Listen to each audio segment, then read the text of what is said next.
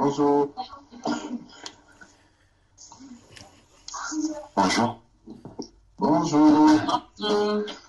Bonjour. Bonjour. La France dans la sainteté, bonjour. Bonjour. Bonjour. Bonjour. J'ai le cas. C'est comment, Junior? Il est surpris de vous voir. Bon, on va commencer par qui maintenant? Mais, le frère, le couple Gabo. Mais tu devais travailler aujourd'hui. Bonjour. Oui, je commence à 11h. Donc, je peux prendre quelques minutes quand même. Ah, ok. Tu as dit que tu ne me paies pas cette dévotion matinale. Ah, tu m'étonnes. Eh ben,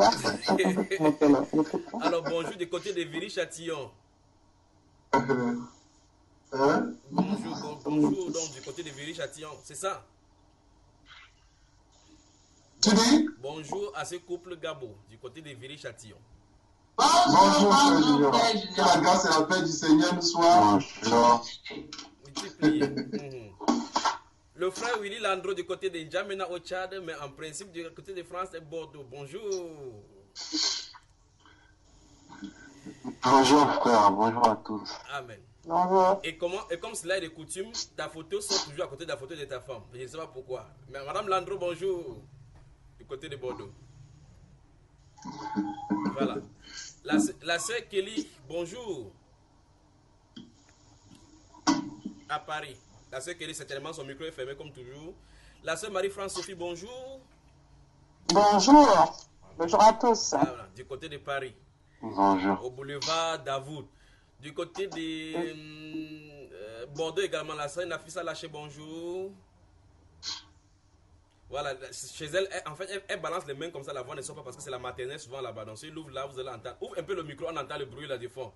Ouvre un peu le micro, tu dis bonjour à tes frères et puis tu refermes directement parce que c'est. Je sens que c'est. Voilà, referme le micro. Referme le micro. Je crois qu'elle a mis son micro, son baffle est assez élevé, il est enceinte qu'il y a résonance lorsqu'il y a le retour de la lumière. La sœur Paul Gertrude, bonjour.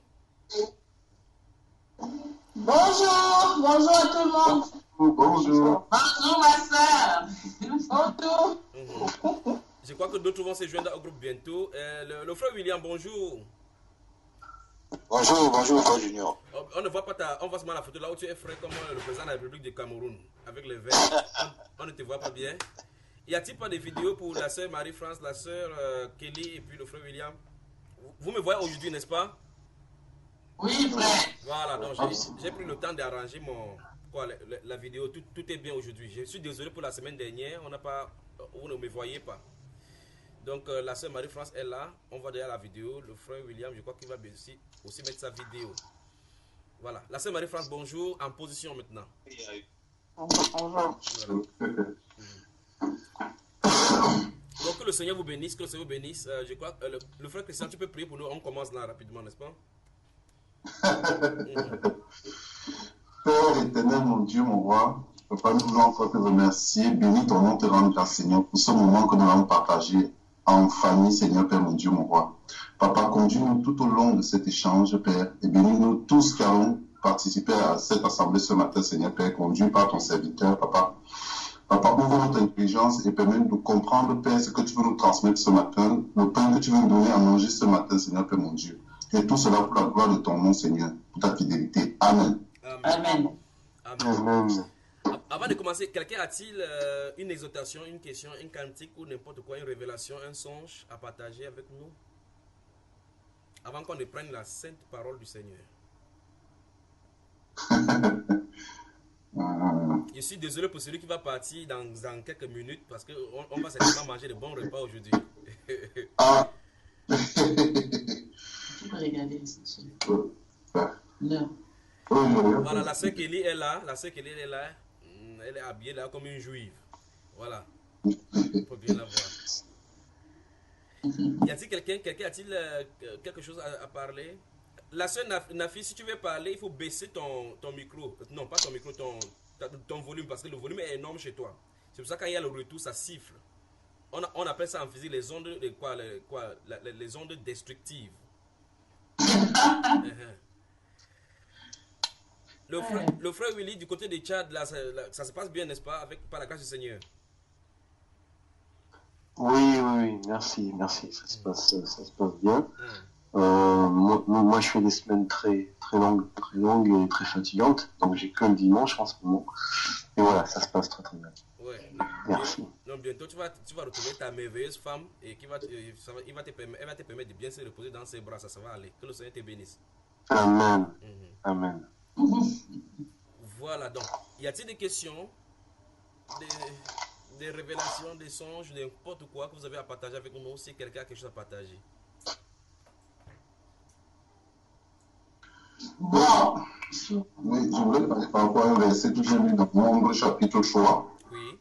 Donc, oui, frère, il y avait cette question-là. Quand l'Éternel dit, car tout premier-né m'appartient depuis le jour où je frappais tout premier-né au pays d'Égypte, je me suis sanctifié. Mhm. Tout premier-né en Israël depuis les hommes jusqu'aux bêtes. Oui. Ils seront à moi. Oui. Je suis Yahweh. Amen. Donc ma question c'est que tous les premiers-nés qu'il a frappés en Égypte là, qui n'étaient pas des enfants des Israéliens là, Oui. quand il dit que tout premier-né qu'il a des Hébreux, quand il dit qu'il a frappé tous ces premiers-nés là, c'était pour se sanctifier, j'ai un peu du mal à comprendre. Voilà, en fait, lorsque vous voyez l'épisode des Exodes, lorsque Dieu a dit effectivement que Moïse mette sur les linteaux des portes le sang, et quand le destructeur va traverser le pays de l'Égypte, il va frapper les premiers-nés. Il ne dit pas qu'en tuant les premiers-nés, il les a amenés. Il dit le principe du premier-né à partir de cet instant-là est consacré à Dieu. Maintenant, écoutez très attentivement. Allons dans la Genèse, chapitre 4. Genèse chapitre 4. Ce n'est pas le péché originel, hein? C'est pas le péché originel. Donc, c'est pas le problème de cela maintenant. On y va. Oui. Lisons le verset 1 à 4. Or, Adam connut Ève, sa femme, et elle conçut et enfanta Caïn. Et elle dit, j'ai acquis un homme de par Yahweh. Elle enfanta encore Abel, son frère, et Abel fut berger, et Caïn laboureur. Et il arriva au bout de quelque temps que Caïn offrit à Yahweh une offrande des fruits de la terre.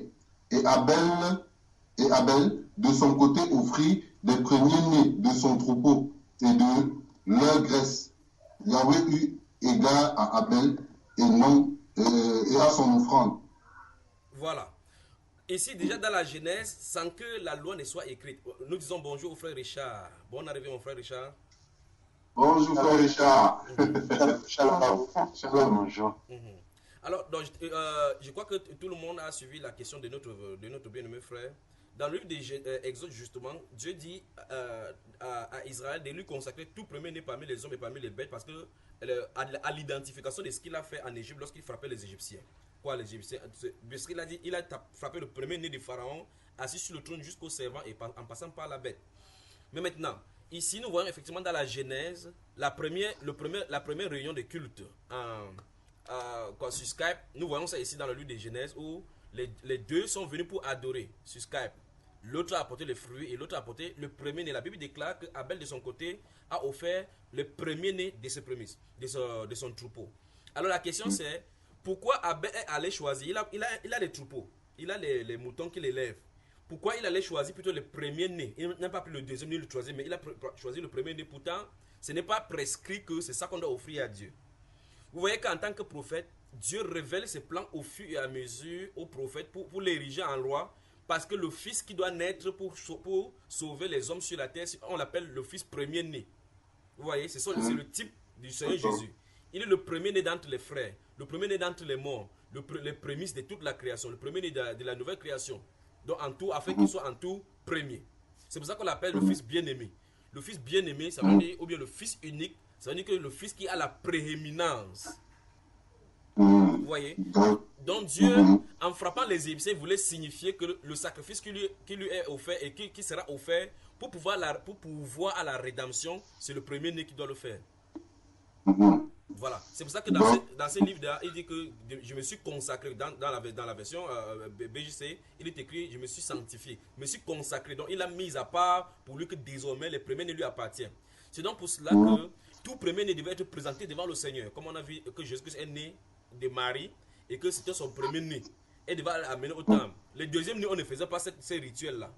Donc quand tu avais le premier garçon, le rituel qu'on a fait avec le Seigneur Jésus au temple dans Luc chapitre 2, là où si vous avez la Luc chapitre 2, vous avez suivi là où on a amené Jésus dans le temple avec les tuteurs pour présenter, selon le rituel qui est écrit pour les premiers-nés. Maintenant, dans les églises aujourd'hui, on accouche des filles, on amène devant le Seigneur. On accouche des petits garçons, les enfants des prostituées, on amène devant le Seigneur. Dieu avait dit, c'est tout premier-né mâle qui lui appartient. C'est pour ça que dans Exode et dans Deutéronome chapitre 16 particulièrement, si vous lisez Deutéronome chapitre 16, il avait dit 3 fois par an, tous les mâles devraient se présenter devant lui. Et les mâles devaient se présenter et on ne devait pas se présenter les mêmes vies. Parce qu'on devait venir là pour la fête, selon les 3 grandes fêtes à Jérusalem.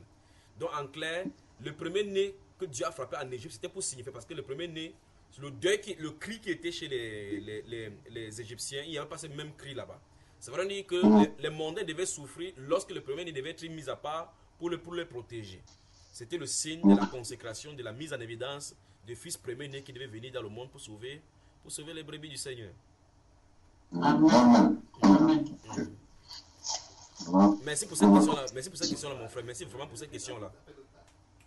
Amen. Oui. Autre question? Le frère Landro, y a-t-il pas de questions? Oui, j'ai encore une autre question, frère. Toujours dans ce nombre, chapitre 2, là. Oui, quand il dit que... Attendez. Je crois que c'est mieux qu'on épuise la question de notre frère. Ça, c'est bientôt, il va partir. Comme ça, il part avant qu'on mange de bons repas. Ok, que Dieu soit béni. Donc il dit que mais les Lévites ne furent point dénombrés avec les autres enfants d'Israël comme Yahweh l'avait commandé à Moïse. Oui. Mais il me raconte bien après, en bas, il a dénombré les Lévites. Oui, mais avait un dénombrement à part. Avait un dénombrement parce que le dénombrement des Lévites était fait pour qu'on puisse regarder les différentes charges. Parce que les fils de Merari, par exemple, des Kéhadites vont s'occuper chacun des tentes, d'autres des tentes, l'autre de ceux, d'autres de porter, ainsi de suite. Donc le dénombrement n'était pas compté dans le dénombrement d'Israël globalement. Il devait le dénombrer dans l'optique de répartir les tâches pour tous les enfants des Lévites. D'accord, ok. Des questions. Je crois que, et plus des questions avant de partir, tu nous laisses tranquille travailler.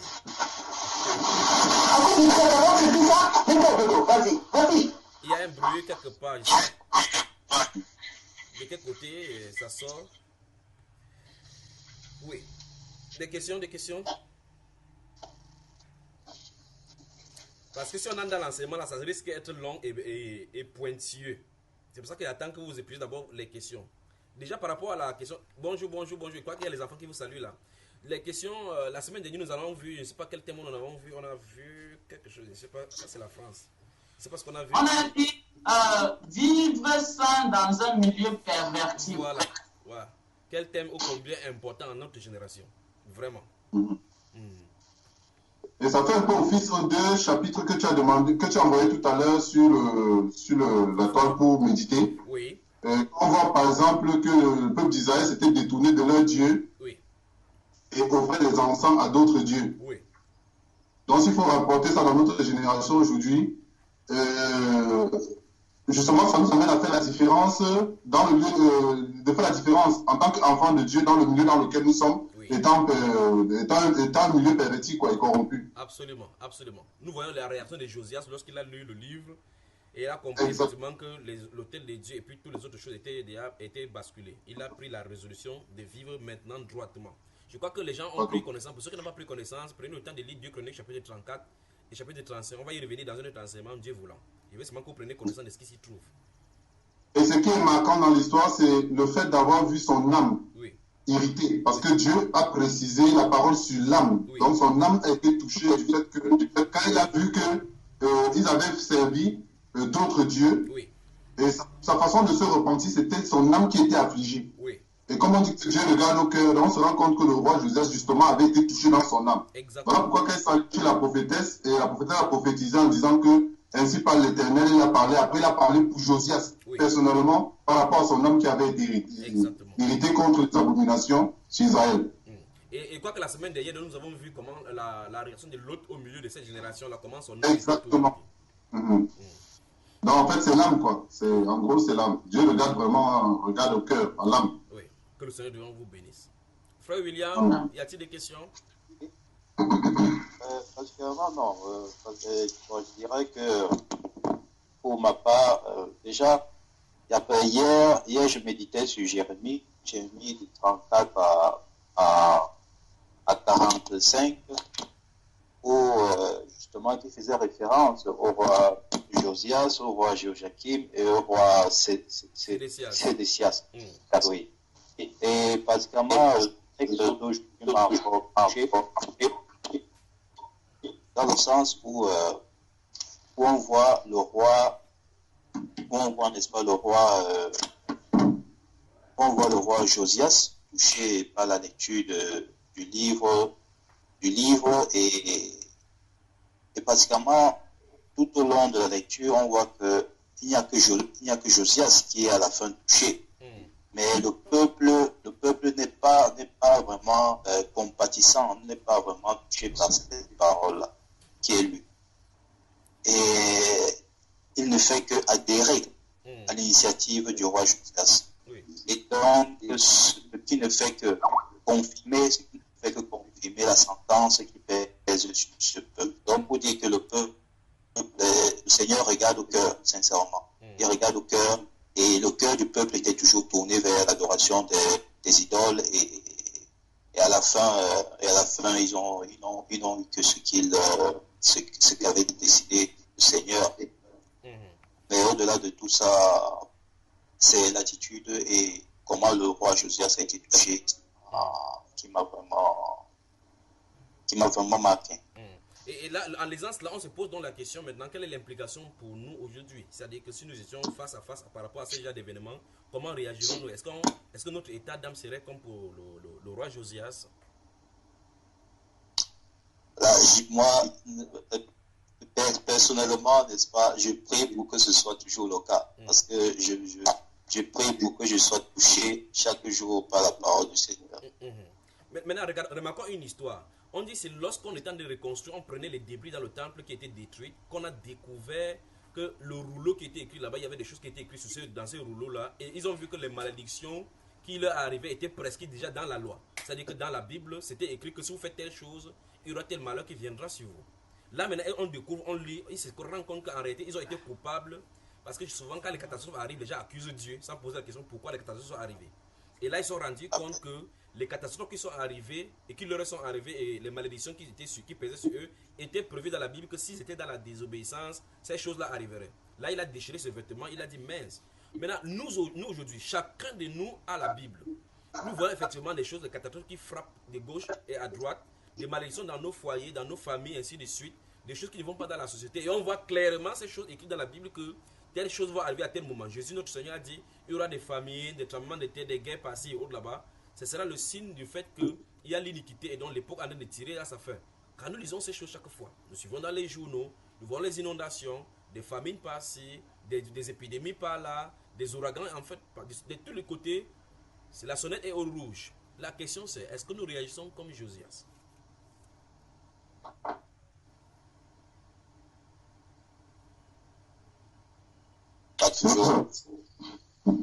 Sommes-nous d'abord conscients que c'est à cause de tout ça? Parce que chacun nous disent tout, nous donnent une autre version. Voilà.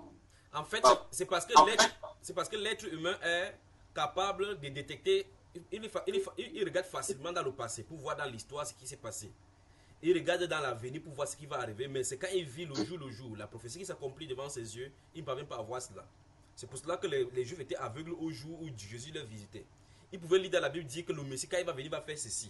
Le Messie, quand il va régner comme fils de David, il va faire cela. Mais le Messie était en plein au milieu d'eux. Il ne voyait pas ce qu'il est censé faire en ce moment-là. C'est pour cela que c'est difficile de voir ces choses-là.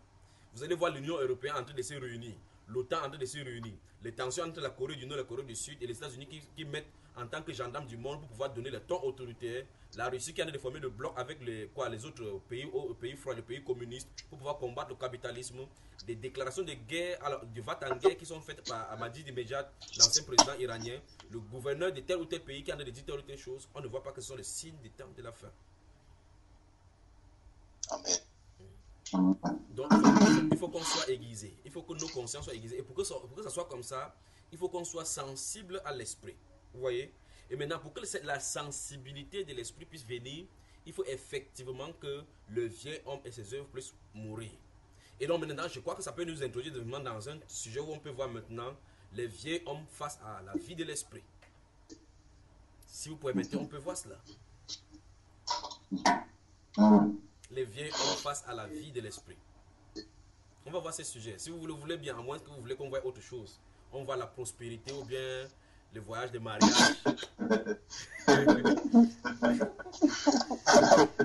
Vous voulez qu'on prêche sur la prospérité? Ou bien cherchons vraiment le royaume pitié et sa justice. Ou bien on dit, mais le royaume, on dit que le royaume, dans le ciel, il n'y a pas la pauvreté. On prêche sur la prospérité, que tu seras prospère, tu seras riche. C'est ça que vous voulez qu'on prêche ici? Non. On cherche le royaume pitié et sa justice d'abord. Voilà. Exactement. Amen. On va aller progressivement pour les choses du royaume qui nous attirent vers le haut, n'est-ce pas, frère? Amen. Voilà, c'est cela.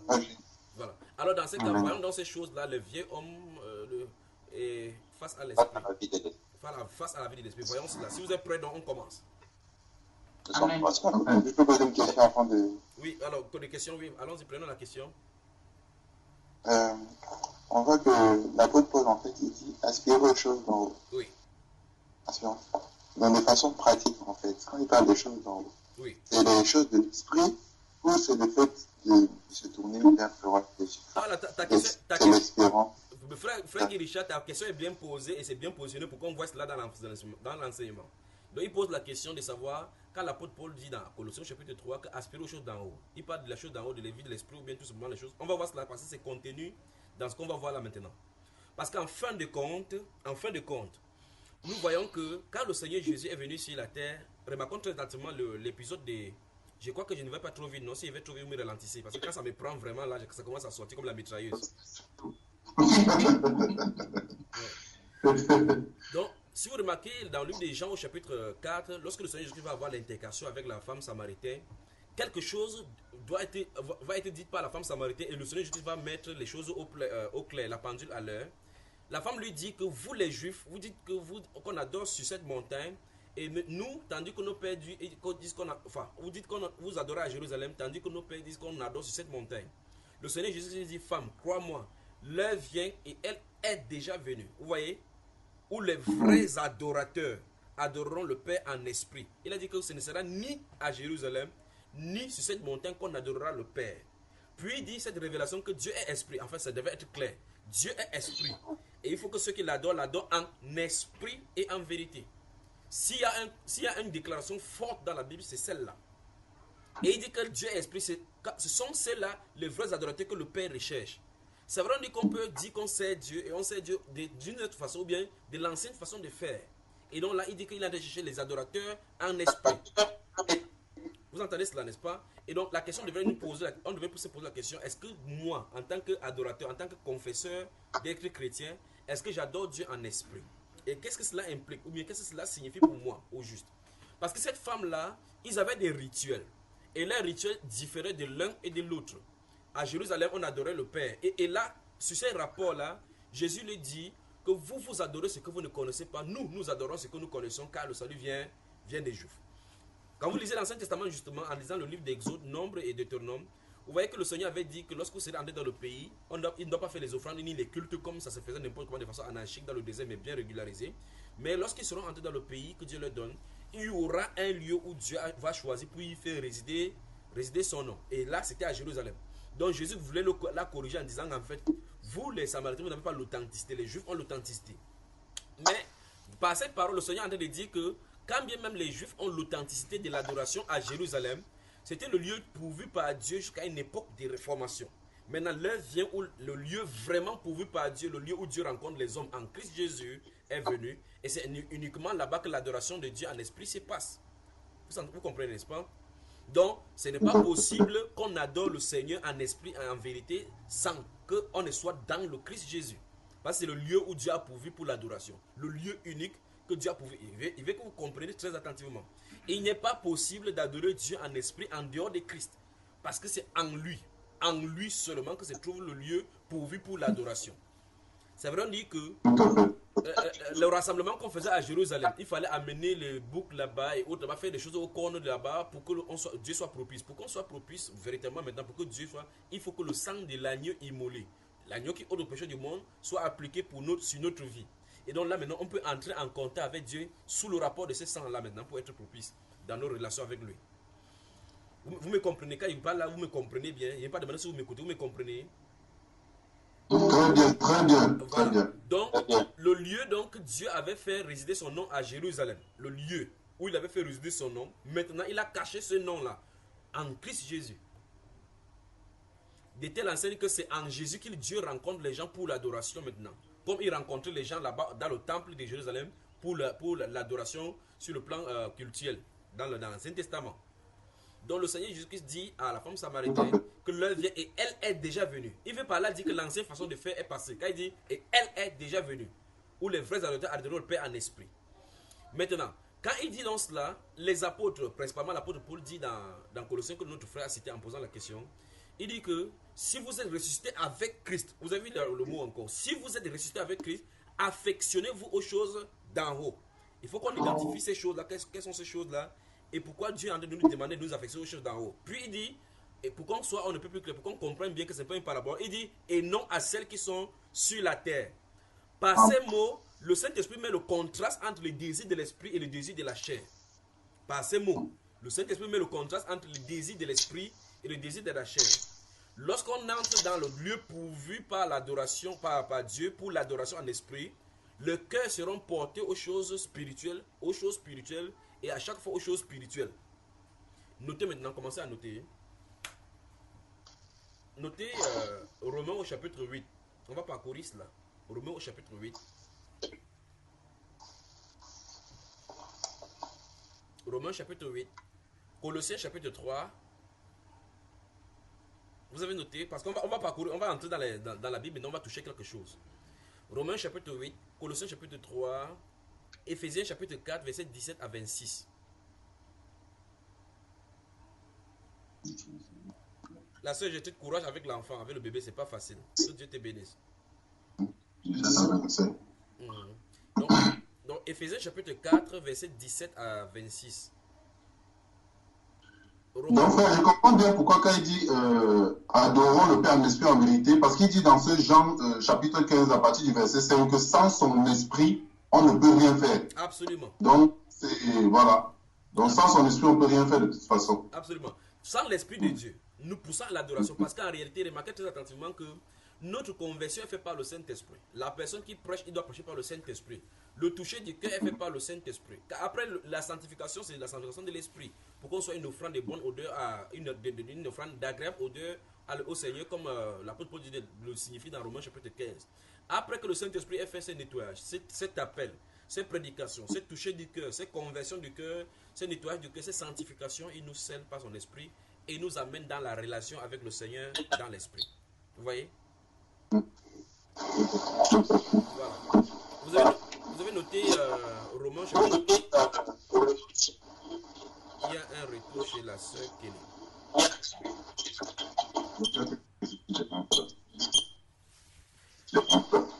Romains chapitre 8. J'ai dit Romains chapitre 8.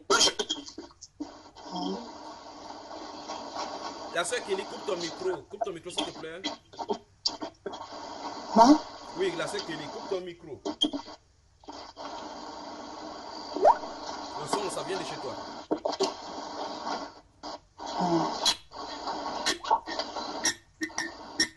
Elle n'a pas encore coupé.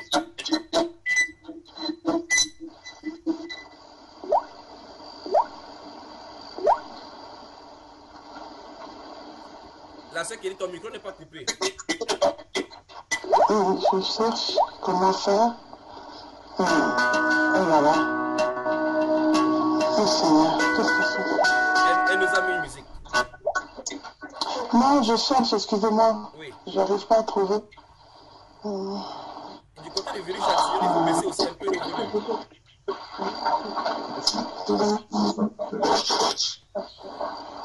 Oh Seigneur.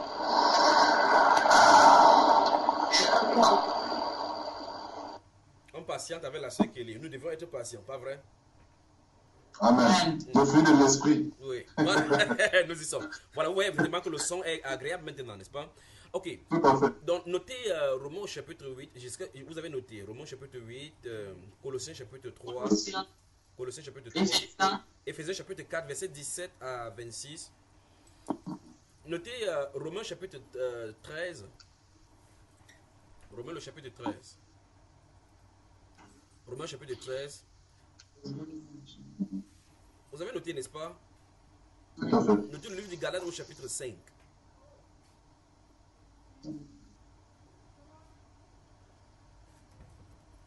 Commençons dans le livre des Romains, chapitre 13 d'abord.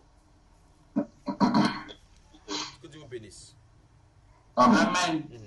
Amen.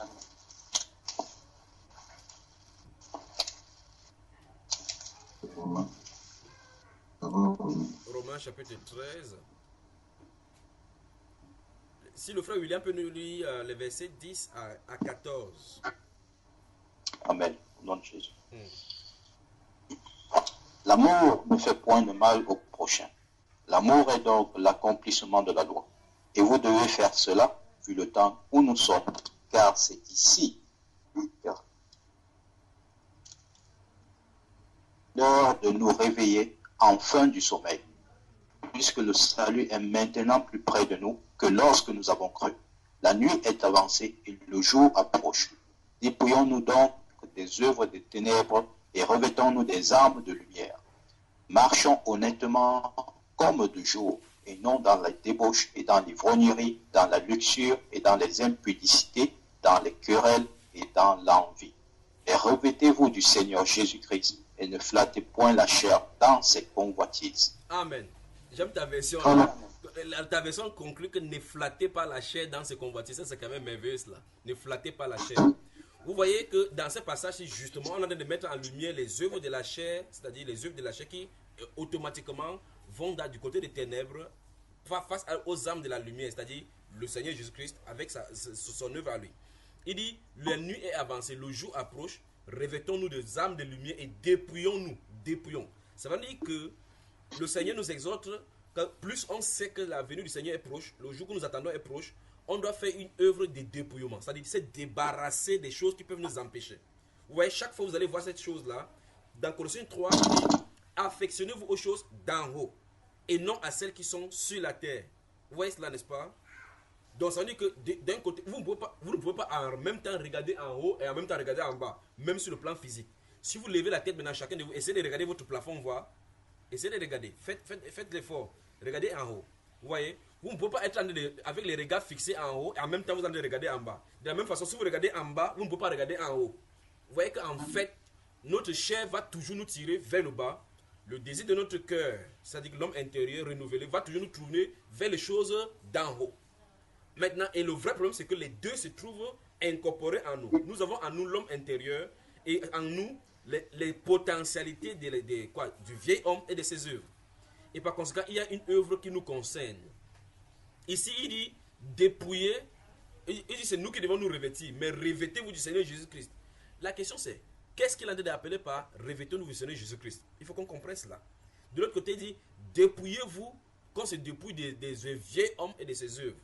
Que veut dire le dépouillement et comment le faire? Il faut qu'on comprenne aujourd'hui. Je crois bien que si le Seigneur permet, on va vraiment entrer dans les profondeurs des Écritures aujourd'hui, si vous le voulez très bien. Amen, frère. Nous sommes à dispo, frère. Première chose que vous devez remarquer et que vous devez noter, je veux que vous notez ceci pour que si on avance, que vous n'oubliez jamais cela, on ne servira jamais un Dieu esprit avec la chair. Il faut que ce principe soit clair. Amen. Amen. Ça ne sera jamais possible de servir le Dieu qui est esprit avec la chair. Et c'est ce que notre Seigneur a voulu dire ça à ces femmes samaritaines. Il a dit que toutes les adorations qui sont là, en fait les adorations qu'on faisait à Jérusalem étaient des types pour montrer quelque chose qui devait arriver.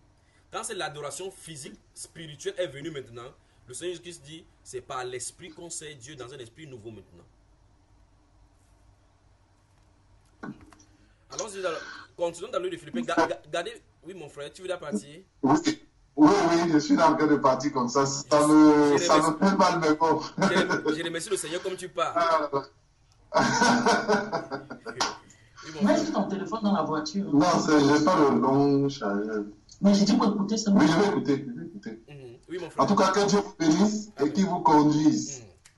Rendez-vous sur Bamba Iba. Sur Bamba Iba, il n'y a pas de problème. Que Dieu vous bénisse. Salut mes frères là-bas derrière. Bonjour. Salut. Que Dieu vous bénisse. Frère Christian, voici le frère Yannick ici qui était à la maison à Paris avec nous. Le voici ici. Ah, celui-là. C'est comment la Béni? Ça va? Il a dit qu'il vient à la source. Il a dit qu'il vient à la source, quoi. Ben, c'est mieux, va à la source. Va à la source. Oui. Donc bientôt, je crois qu'il sera en France. Vous allez voir, il sera connecté également. On va partager ensemble. D'accord, amen. Et là, c'est tout l'un des conducteurs, le frère Hervé. Le frère Hervé, enchanté frère Hervé. Oui. Ah, plaise à Dieu, à très bientôt, plaise à Dieu. Oui. Et de l'autre côté, se trouve le frère Henri, l'un des conducteurs du côté de Bafoussam. Il a décidé que lui vient à la source. Enchanté. Salut frère. Que Dieu vous bénisse. Voilà. Maintenant, mon frère passe ta route, laisse-nous continuer notre nourriture. Ok, continue. On continue notre nourriture. Alors maintenant, allons-y dans le livre des Philippiens. Parcourons Philippiens. Je crois que tout à l'heure, je ne vous ai pas donné cela. Philippiens. Oui, non, Dieu, tu es. Non, Philippiens, non. Ouais, on n'a pas donné Philippiens tout à l'heure. La femme, elle dit toujours son mari que mets dans le Dieu, tu écoutes. Il ne veut pas que ton mari pèse là. Chapitre 3 des Philippiens.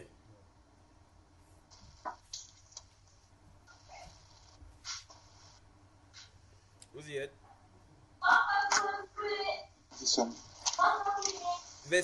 Chapitre 3 des Philippiens, versets 1, 2 et 3. Bonjour, maman. Non, on est en train d'étudier. Le frère Landro, je crois que la soeur, tu fermes le micro maintenant, et parce que comme les enfants dérangent. Le frère Landro, est-ce que tu peux nous lire dans le livre des Philippiens, chapitre 3, versets 1, 2 et 3?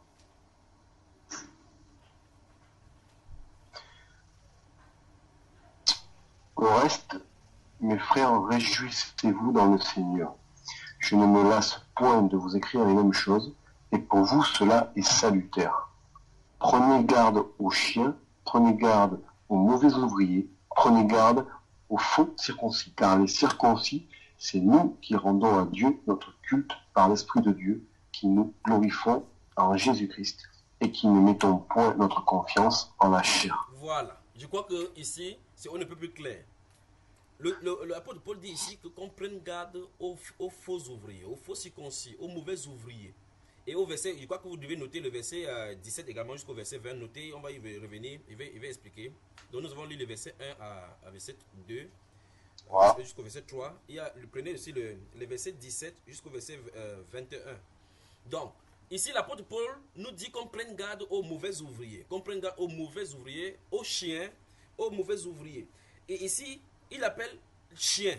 Chien, ce n'est pas l'animal dont on voit. Il veut dire qu'il y a des voraces qui sont entrés au milieu de la bergerie et qui vont introduire certaines choses seulement pour emmener les gens à la dérive. Et puis il dit là, il ne se lasse pas de nous écrire les mêmes choses et pour nous c'est cela et salutaire. Ça veut dire qu'on ferait mieux de prendre garde et être attentif à ce qu'il ne cesse de le dire. Maintenant il dit car les circoncis c'est nous qui rendons à Dieu notre culte par l'Esprit de Dieu.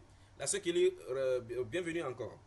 Il dit car les circoncis, c'est nous qui rendons à Dieu notre culte, et regardez bien, par l'Esprit de Dieu, qui nous glorifions en Jésus-Christ et qui ne mettons point notre confiance en la chair.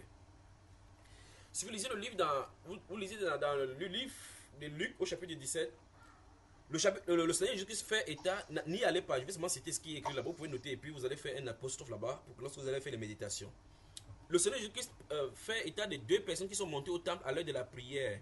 L'un était pharisien et l'autre était publicain. Je ne sais pas si vous connaissez cet événement-là. Il dit, pendant qu'ils étaient au temple, le pharisien a commencé à regarder le publicain et a dit, Seigneur, je ne suis pas des gens de mauvaise vie comme cet homme. Moi, je paye ma dîme 2 fois par jour. Vous voyez, ça, ce sont des actes de la chair. Ça, c'était le culte de la chair. Mais maintenant, remarquez, de l'autre côté, le Seigneur Jésus présente le publicain. Quand on extempliait quelqu'un de publicain, à cet instant-là, on savait que tu étais quelqu'un de mauvaise vie. C'est-à-dire qu'on savait que ta conduite n'était pas bonne. Mais pourtant, ceux qui étaient dans la mauvaise vie cherchaient dans leur cœur les voies et moyens pour s'en sortir par rapport à ces situations. Et donc Dieu regardait au cœur. Alors que les gens qui avaient... La sœur Julie de Viry-Châtillon veille fermer le micro pour qu'il n'y ait pas de résonance, les ondes destructives. Alors, lorsque les gens qui étaient dans leur mauvaise vie... Non, c'est bon, on est coupé, c'est Christ qui s'est connecté. Oui, c'est à lui qu'il faut dire ça. Voilà, donc, s'il nous écoute, qu'il coupe le micro, il met seulement il met son écouteur pour pouvoir écouter, parce qu'il y a la résonance là-bas. Je t'en dire donc que ces deux personnes qui sont montées au temple à l'heure de la prière, quelque chose s'est passé. Le publicain, j'ai dit bien, gardez bien ce mot. Dans la Bible, quand on parle de publicains, comme le cas des Zachée, ce sont des gens de mauvaise vie. C'est pour ça que quand le Seigneur Jésus-Christ entrait chez eux, on dit, oh, il est entré chez les gens de mauvaise vie et il a mangé avec eux, donc c'est grave. Pour eux, les Juifs étaient tellement rigides, les pharisiens, c'est pour ça qu'on les appelle les séparés. Ils étaient tellement rigides au point où quand quelqu'un vivait dans le péché, il ne voulait. Il y a un. Je crois que le frère Christian a des problèmes là. Frère Christian, si tu nous écoutes, appuie seulement sur ton micro, même si tu es sur la tablette, tu appuies sur le micro en déposant dans la voiture pour que ça. Merci. Alors, lorsque quelqu'un côtoyait les Juifs qui étaient de cette mauvaise catégorie, comme la femme samaritaine, la femme prostituée qui est venue verser le parfum sur les cheveux de Jésus, le Zachée, le publicain, ainsi de suite. Quand les gens voyaient que tu entrais seulement chez eux, on te mettait à part, on te mettait en quarantaine, comme si le péché était contagieux. Maintenant, le Seigneur Jésus-Christ prend l'image de ces publicains et de ces pharisiens pour montrer une fois de plus que ce n'est pas les œuvres extérieures qui importent pour Dieu. Il faut d'abord que le culte soit spirituel et dans le cœur. Là, il dit, ces publicains-là disaient, il n'osa pas même lever les yeux au ciel, mais il disait, il s'est frappé la poitrine en disant que Seigneur soit apaisé envers moi. Le Seigneur Jésus-Christ dit, à l'issue de ces cultes-là, à la fin du culte, les deux sont rentrés dans leur maison. Il dit, le publicain a été justifié, mais le pharisien est rentré encore chargé plutôt de péché. Pourquoi? Parce qu'il est venu se glorifier devant Dieu par rapport à ses exaltations de culte charnel. Je paie ma dîme 2 fois par jour, par semaine, je jeûne 2 fois par semaine, ainsi de suite. Ce sont les moyens de culte extérieurs qui devraient prendre essence dans la vérité si dès le départ la chose spirituelle s'est positionnée dans sa vie. Mais il s'est tourné vers le côté des publicains, il dit que je ne sais pas comme ces publicains et ces gens de mauvaise vie. Vous voyez? Et par conséquent, l'apôtre Paul nous dit ici que les vrais circoncis, parce que si on est circoncis dans le cœur de la bonne façon, il dit les vrais circoncis, c'est nous qui rendons à Dieu notre culte à Dieu par l'Esprit de Dieu. Je ne sais pas si vous comprenez. Autrement dit, la vraie prière, c'est la prière inspirée par le Saint-Esprit. La vraie lecture de la parole dans la communion de l'Esprit, c'est la communion amenée par le Saint-Esprit. La vraie méditation, c'est la méditation que le Saint-Esprit t'amène et te conduit. Sinon, ça sera tout simplement charnel. Chaque fois et à répétition, ça va amener à ce qu'on appelle les frustrations. Parce que les gens, quelqu'un va méditer la parole, rien ne reste dans le cœur. On veut faire n'importe comment parce qu'on veut faire avec le bras de la chair. On va voir au sortir d'ici ce qu'il faut faire quand on est dans ce style de vie où on essaie de faire des choses. Parce qu'il y a des gens qui lisent la Bible en lisant un chapitre. Lorsqu'il lit le chapitre de Dieu, tout ce qu'il a lu dans le chapitre 1, il a oublié. On lit même, il n'y a même pas, le cœur ne s'y met pas. Pendant qu'on a la Bible au devant de nous, on se rend compte que le mind, les pensées sont à l'extérieur. On ne suit la pensée, le cœur n'est pas dans la lecture qu'on est en train de méditer. On est plongé dans la Bible, subitement, on est dans le téléphone avec WhatsApp. Que Toto est en Israël. Toto est encore frappé fort. Hey, Toto, l'histoire de Toto. Vous voyez? Or, normalement, le lieu de culte, le lieu de rencontre dans notre cœur par l'Esprit de Dieu, c'est le moment où le Saint-Esprit nous amène devant le trône pour prendre des choses d'en haut, comme l'apôtre Paul l'a signifié, et pour manifester le royaume sur la terre. On va voir toutes ces choses-là dans la Bible maintenant. Donc l'apôtre Paul est en train de dire clairement ici, en mettant le contraste une fois de plus avec les Juifs qui adoraient Dieu, et on les appelait les circoncis, les Juifs, on les appelait les circoncis, mais qui étaient dans la chair, parce que les prépuces étaient coupées. Mais ils adoraient Dieu de la façon de la lettre morte. Ici, il a dit que le vrai circoncis maintenant, c'est la circoncision qui vient du cœur, ce dont le Saint-Esprit a opéré sans la main d'homme, ceux-ci rendent culte à Dieu comme il se doit. Vous y êtes? Allons donc dans le livre d'Éphésiens, au chapitre 4. Si à tout moment vous ne saisissez pas ce que je viens de dire, parce que vous me le faites signe, faites savoir pour qu'ils le disent autrement. Parce qu'avec nous se trouvent les méthodes, voici les vrais problèmes. Les méthodes charnelles que nous avons grandi avec, en disant qu'on va à l'église, on fait telle chose pour Dieu, on fait telle chose pour Dieu. L'apôtre Paul a de montrer une autre façon de faire, que dès le départ, il faut qu'on commence avec l'esprit. Si c'est l'esprit qui nous conduise, on n'aura pas de problème avec les choses charnelles. Voilà pourquoi vous allez voir effectivement des gens ont du mal à se prosterner devant le Seigneur. Voilà pourquoi vous voyez effectivement, parce que quelqu'un peut se prosterner même devant le Seigneur avec les genoux, mais le cœur n'est pas prosterné. Voilà pourquoi autant de rébellions, parce qu'on amène le culte charnel devant le Seigneur. La première chose à faire et à savoir, c'est que pour que notre culte soit agréable à Dieu, il faut que ça soit issu du cœur. Si ce n'est pas issu du cœur, tout ce qu'on fait là, c'est charnel, destructif, diabolique. Il faut que ça soit l'expression du cœur. L'expression du cœur. Romains chapitre 8 donc. Vous remarquez donc que dans ce chapitre 3 des Philippiens qu'on en a lu là, l'apôtre Paul va signifier également cette même chose là au verset 17 dont je vous ai dit. Il dit qu'il y en a plusieurs qui marchent en ennemi de la croix de Jésus-Christ, comme je vous l'ai souvent dit. Je le dis, il le dit avec les larmes aux yeux, il le dit en tout en pleurant maintenant. Il dit que leur fin sera la perdition parce qu'ils ne pensent qu'aux choses de la terre. Donc les prédications vont courir et concourir toujours aux choses de la terre, amener les gens sur les choses de la terre. Mais pour nous, il dit pour nous, nous attendons le Seigneur Jésus-Christ dans les cités d'en haut. Vous voyez, une fois de plus, il a mis le contraste entre le culte charnel et le désir de plaire au Seigneur. Quand l'enlèvement va venir, Dieu ne doit pas demander combien vous avez gêné, ni combien on a payé ou telle offrande. Bien que ça sera compté dans les choses de notre adoration par rapport aux récompenses. C'est ceux-là seuls qui seront marqués de l'Esprit de Dieu qui vont être aspirés en haut. C'est pour cela que la communion avec le Saint-Esprit est nécessaire, est absolument indispensable pour notre rencontre avec le Seigneur. Romains chapitre 8, à partir du verset 1. Qui va lire?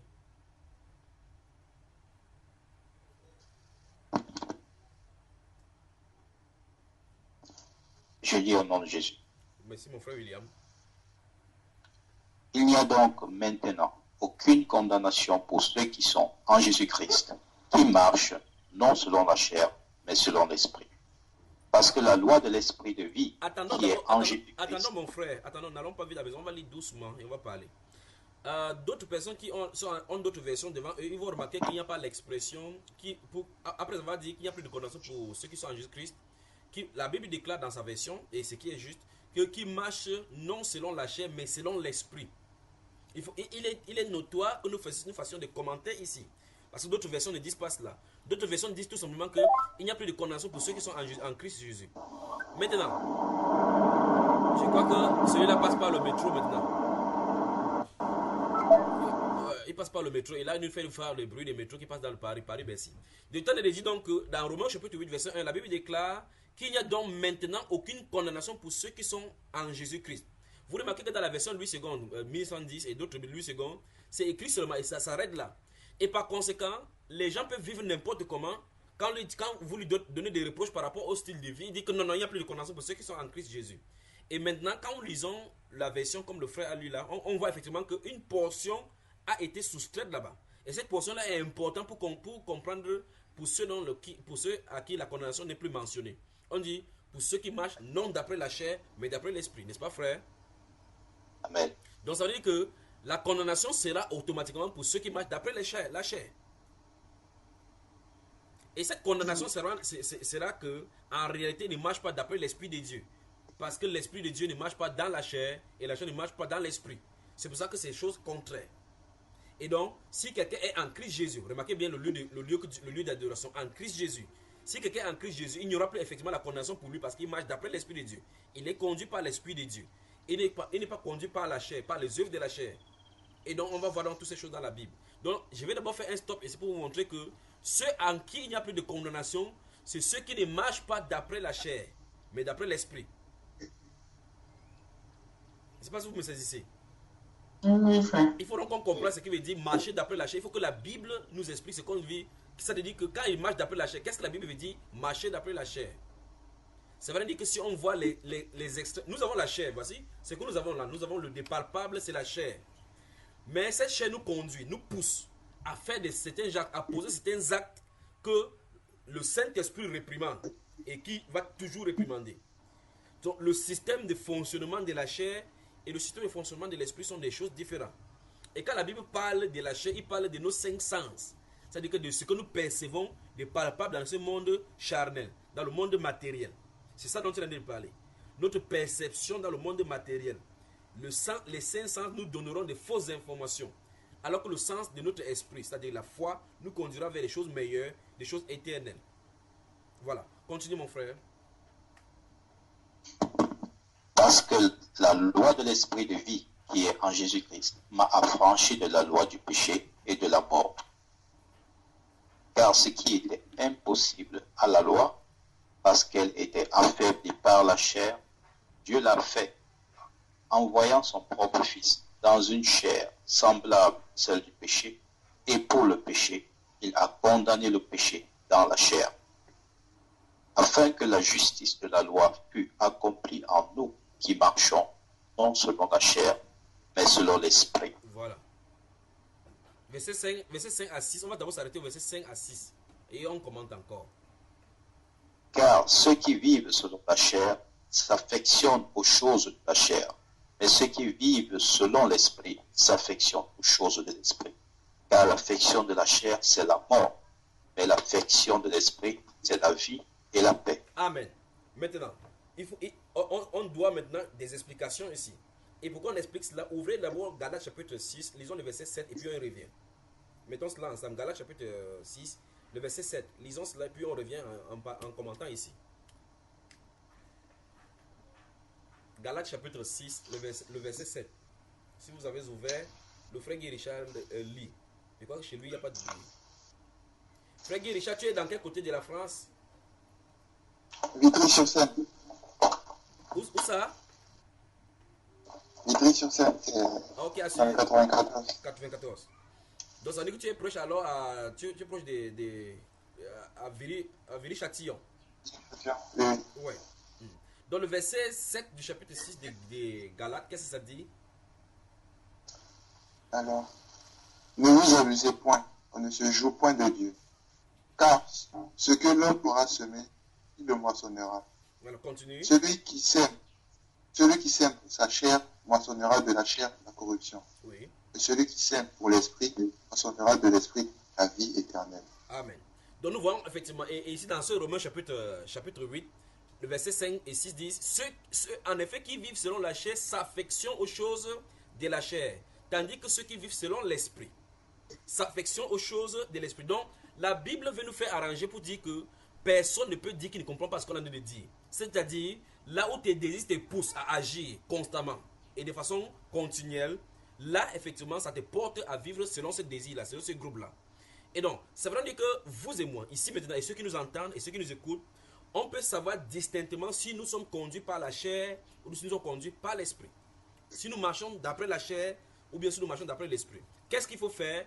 Il faut regarder nos aspirations, notre désir, notre pratique quotidienne. On peut savoir effectivement par ces groupes de choses que nous faisons si nous, en fait c'est par la chair que nous fonctionnons ou c'est par l'esprit. Il dit en effet, dans ce verset 5 encore, ceux en effet qui vivent, dans Romains chapitre 8 verset 5, ceux en effet qui vivent selon la chair s'affectionnent aux choses de la chair, tandis que ceux qui vivent selon l'esprit s'affectionnent aux choses de l'esprit. C'est-à-dire, au quotidien, 24 heures par jour, les choses que nous faisons. Ça, c'est la sœur Grâce qui passe par derrière et elle ne veut pas dire bonjour à mes frères et sœurs dans le monde entier. Vous voyez, elle fait un détour tout simplement. Maintenant, lorsque les gens vivent au quotidien, l'acte que nous posons depuis le matin jusqu'au soir, jusqu'à ce que nous rentrons au lit, ça veut dire qu'il faut qu'on prenne au pincette les choses que nous faisons au quotidien de façon journalière et on voit si ces choses-là nous conduisent vers l'esprit ou bien vers les désirs charnels. Vous allez voir par exemple, quelqu'un va se lever un matin, pour vous donner un exemple. Pour une femme, première réaction, elle se dirige au miroir. Elle vérifie ses cheveux. Elle vérifie si les rouges à lèvres sont bonnes. Je ne parle pas à vous, ma soeur. Vous avez traversé cette étape-là, n'est-ce pas? Bien que... Elle va dans le miroir, elle regarde si elle est belle. Remarquez très lentement la première réaction. Elle va au miroir pour regarder. Or, le miroir dans lequel elle se dirige, signifie effectivement qu'elle devait contempler d'abord son âme dans le miroir de la parole en méditant très attentivement, très tôt pour voir ce que son âme est en train de porter. Remarquez très attentivement. Elle va au miroir. Les femmes avec les miroirs, c'est quand même terrible. Je ne sais pas si... Je crois que le premier mari des femmes, c'est vraiment le miroir. Elle passe à côté du véhicule, elle jette le regard dans le miroir. Elle va dans un magasin, il y a les vitrines, elle jette le regard dans le miroir. Je ne sais pas ce qu'elle va... Frère Willy, c'est ça, c'est vrai, n'est-ce pas? Le frère Willy rit seulement. Et grave encore, les femmes marchent avec des miroirs dans le sac. Elle arrive quelque part, elle entre dans le taxi, elle prend le bus, elle est toujours avec le miroir. Ah, il faut qu'on casse tout ça. Et qu'on marche plutôt avec la sainte parole du Seigneur. Comme ça, à tout moment, si on veut faire quelque chose, regarde dans la parole si je dois faire ceci en tant que sœur. Maintenant, quand cette femme se lève le matin, elle fait ces choses-là, puis elle passe se laver, elle nettoie ce qu'il faut nettoyer. Subitement, elle se prépare pour celles qui ont les enfants. Elle prépare les enfants rapidement pour l'école maternelle, pour aller à l'école. Puis elle prépare la nourriture pour son mari. Et là, il faut qu'elle fasse vite, rapidement pour aller au travail, pour celles qui travaillent. Vous remarquez très attentivement qu'elle va rentrer au travail. Elle va aller au travail, rentrer du travail. Refaire le même processus maintenant pour faire dormir les enfants. Préparer les choses pour les enfants. Se préparer pour le travail du demain matin. Et là, au finish, les 24 heures, elle aura consacré pour les choses du ventre de la terre. les choses quotidiennes du ventre et les choses de la terre. Mais pour conclure, pour essayer de tuer sa conscience, elle va lire le psaume 23, réciter le psaume 91, en disant que si 1000 tombent à mon côté et 10 000 à ma droite, je ne serai pas atteint. Attends que l'inondation fonce vers ta maison, tu vas savoir si tu ne seras pas atteint. Vous voyez effectivement que elle essaie de tromper sa conscience. Lorsqu'elle ouvre la Bible, elle dit frère Junior dérange. La Bible, si c'est beaucoup, on va commencer par où? Premier réflexe, elle baille un peu. Le Seigneur va comprendre que je suis fatigué. Le matin, le même train-train continue. Le même train-train continue. On fait la promesse à Dieu qu'on va gêner. On ne parvient pas à gêner. On fait la promesse, on dit quand je vais prendre mes vacances, je vais me consacrer à Dieu. On fait les promesses. Lorsqu'on prend les vacances, on se rend compte qu'il y a des choses, les ongles qu'on n'a pas taillés les plus. Il faut qu'on pas refaire ses garde-robes. Effectivement. Vous voyez qu'en fin de compte, on tourne en s'affectionnant aux choses de la chair, ça rend compte que en réalité, on a des vies pour la chair. Vous voyez ça, mes frères? Donc le Saint-Esprit a mis les choses ici au clair pour montrer effectivement que les affections que nous avons chaque fois au quotidien, il faut que chacun doit s'examiner pour voir où il est porté. C'est-à-dire que au quotidien, nos paroles, nos façons d'agir, nos actions, est-ce que ça nous porte vers les choses spirituelles? Vous ne pouvez pas vivre au quotidien pour la chair et aspirer au désir de la chair, au désir de l'esprit. Ce n'est pas possible. Ça veut dire que dans nos méditations, ceci ne veut pas dire qu'on ne doit pas aller travailler, que non. Le lieu d'adoration, souvenez-vous, c'est dans le cœur. Le lieu d'adoration, c'est dans le cœur.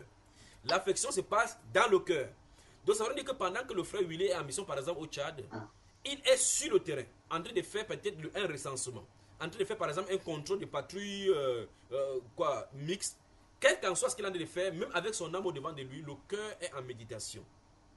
Le cœur est en méditation parce que c'est le lieu où le trouble ne doit pas se faire. Le trouble peut se faire à l'extérieur de notre corps. Nous pouvons avoir des obstacles à l'extérieur. Vous pouvez être dans le véhicule en train de conduire. Ça n'empêche pas que vous méditez sur les choses célestes. Ça n'empêche pas. C'est pour cela que Dieu a mis le cœur à l'intérieur de nous pour que ça ne soit pas quelque part où on doit aller le chercher. Vous voyez, je suis tranquille ici. Vous parlez avec cette bouche-ci. Tout en priant pour vous que, oh Seigneur, c'est le cri de mon cœur depuis pendant que je suis en train de vous parler. Que, oh Seigneur, fasse pénétrer ces choses dans le cœur comme tu l'as mis dans mon cœur. Mais pourtant, ces cris, vous n'entendiez pas. Vous n'entendez pas cela parce que la bouche du cœur et la bouche de la chair sont diamétralement opposées et positionnées dans des endroits différents. De telle sorte que, en parlant ainsi, je suis en train de crier dans mon cœur. Je ne sais pas si vous comprenez. Donc, l'affection prend source dans le cœur. Il faut qu'on regarde les motivations de notre cœur et regarder combien. Je dis bien, il n'y a pas d'endroit où vous ne devrez pas prier, où vous ne pouvez ne pas prier. Que ce soit au boulot, pendant que vous êtes en train de vous laver, vous en train de faire, même si on est en train de faire des bruits, en train de crier sur vous, on est en train de vous donner des travaux difficiles, le cœur peut toujours être en pleine méditation sur les choses célestes. Quelqu'un au devant de vous en train de vociférer des choses. Remarquez, vous entrez dans les transports en commun, vous voyez les jeunes enfants en train de s'embrasser, vous voyez les homosexuels de s'embrasser. En voyant ces choses-là, vous entrez directement dans la méditation. Seigneur, aie pitié de notre pays, aie pitié de notre vie, aie pitié de notre âme. Là, vous parlez sans ouvrir la bouche. Vous entendez ce que je suis en train de dire, n'est-ce pas? Au préalable, il faut que le cœur soit entraîné. Il faut que nos cœurs soient entraînés pour les choses d'en haut.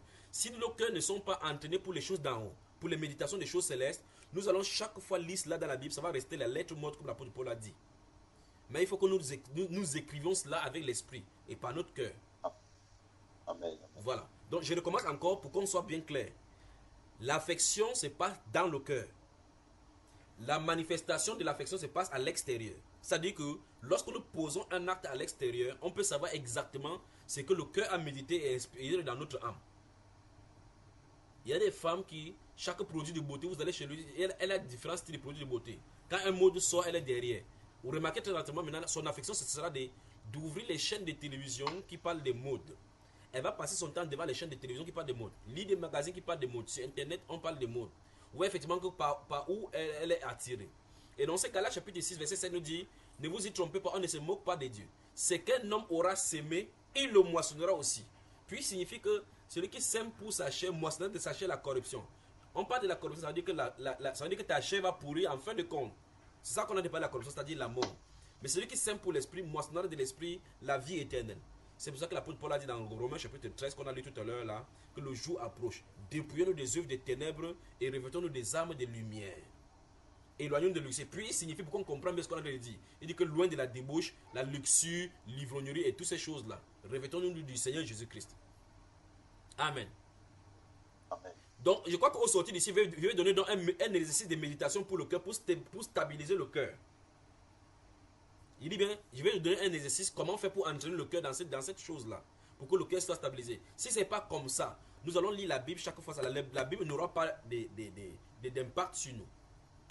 Vous me suivez, n'est-ce pas? Faisons un détour dans Jean, allons-y dans le livre des Jean, avant de revenir dans ce livre de Romains chapitre 8. Je crois qu'on n'a pas fini ça aujourd'hui. Dans le livre des Jean au chapitre 15, que Dieu vous bénisse vraiment mes frères dans le monde entier, que Dieu vous bénisse. La France dans la sainteté. Amen.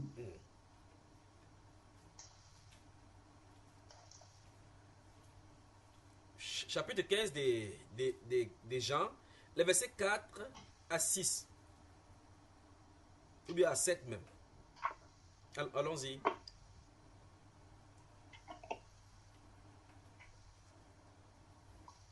Alors, Jean chapitre 15, versets 4 à 6. Jusqu'au 7. Demeurez en moi. Okay. Demeurez en moi, et moi, je demeurerai en vous. Comme le sarment ne peut porter du fruit de lui-même s'il ne demeure au cep, vous non plus, si vous ne demeurez en moi, je suis le cep et vous les sarments. Celui qui demeure en moi et en qui je demeure porte beaucoup de fruits, car sans moi, vous ne pouvez rien faire. Si quelqu'un ne demeure pas en moi, il est jeté dehors comme le sarment et il sèche. Puis on ramasse les sarments et on les jette au feu et ils brûlent. Si vous demeurez en moi et que mes paroles demeurent en vous, vous demanderez tout ce que vous voudrez et vous l'obtiendrez. N'est-ce pas terrible comme parole là, frère? Chaque fois, nous faisons des demandes au Seigneur. Chaque fois, nous faisons des prières au Seigneur. Et très souvent, nous ne savons pas si ces prières sont entendues. Mais dans la Bible se trouvent les principes pour que ces prières soient entendues. Il dit, demeurez en moi et moi je demeurerai en vous. Lorsqu'on lit ces choses-ci, on ne doit pas passer directement sans avoir compris ce qu'il a dit. Je dois répondre à la question. 1. Est-ce que je demeure dans le Seigneur?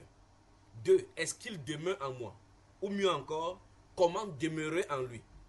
Afin qu'il demeure en nous. Il dit, c'est dans cette communion. Vous voyez effectivement qu'il nous pousse ici à la communion. C'est dans cette communion d'esprit. Parce que le Seigneur, c'est l'esprit. Dans 2 Corinthiens 13, 2 Corinthiens 3, verset 17 dit, le Seigneur, c'est l'esprit. Et là où il y a le Seigneur, là où il y a l'esprit du Seigneur, là est la liberté. Maintenant, ici il dit, demeurez en moi et moi je demeurerai en vous. Qu'est-ce que le Seigneur a dit? Il n'a pas dit que je demeurerai en vous, vous demeurez en moi. Il dit que vous demeurez en moi et moi je demeurerai en vous. Alors, qu'est-ce qu'il a de nous inviter à faire? Dieu veut que nous nous rectifions le tir aujourd'hui. C'est-à-dire que nous prenons notre vie spirituelle entre les mains. Il dit, demeurez en moi.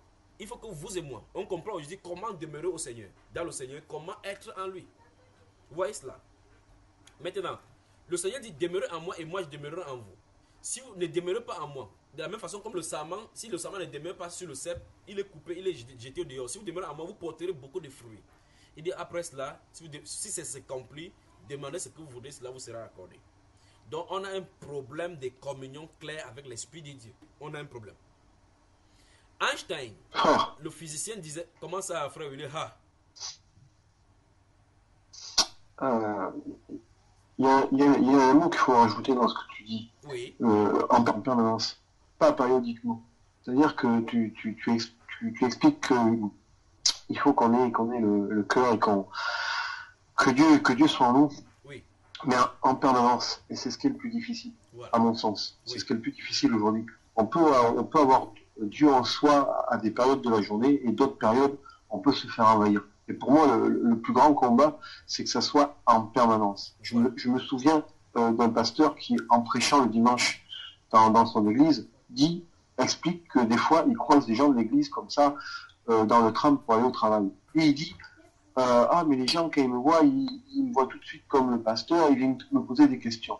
Et là, le pasteur explique et il dit, moi, je ne croyais pas que je peux vous répondre comme ça. Et ça m'a choqué parce que ça veut dire qu'en fin de compte, il avait ces périodes d'homme de Dieu, on va dire, à des moments. Donc pour moi, à mon sens, le combat le plus difficile, c'est effectivement d'avoir Dieu en soi, mais en permanence. Oui, voilà, en permanence. Je crois que le cas de ton pasteur, le pasteur dont tu parles, c'est un pasteur épileptique. Parce que l'épilepsie, c'est ces mots-là qui nous fait tomber, pas en permanence, mais de temps en temps. Donc il est pasteur à un moment donné il n'est pas pasteur. Donc, la communion d'esprit, cette permanence-là, ce n'est pas possible tant qu'on n'est même pas... Remarquez très attentivement le serment. Le serment, tant que le serment est permanemment sur le sceptre, il portera toujours. La vie du sceptre coulera toujours vers le serment et à tout moment produira le fruit lorsque le moment opportun arrivera, la période du fruit arrivera. Donc, le serment, si le serment est détaché du sceptre, il va tôt ou tard sécher. Et par conséquent, c'est la communion permanente, comme tu viens de le dire. C'est-à-dire que cette proximité avec le Seigneur, cette permanence est continuelle avec le Seigneur qui produit une relation et une relation durable avec le Seigneur. Et comment le faire? L'apôtre Paul répond à cette question dans Colossiens chapitre 3, verset 16.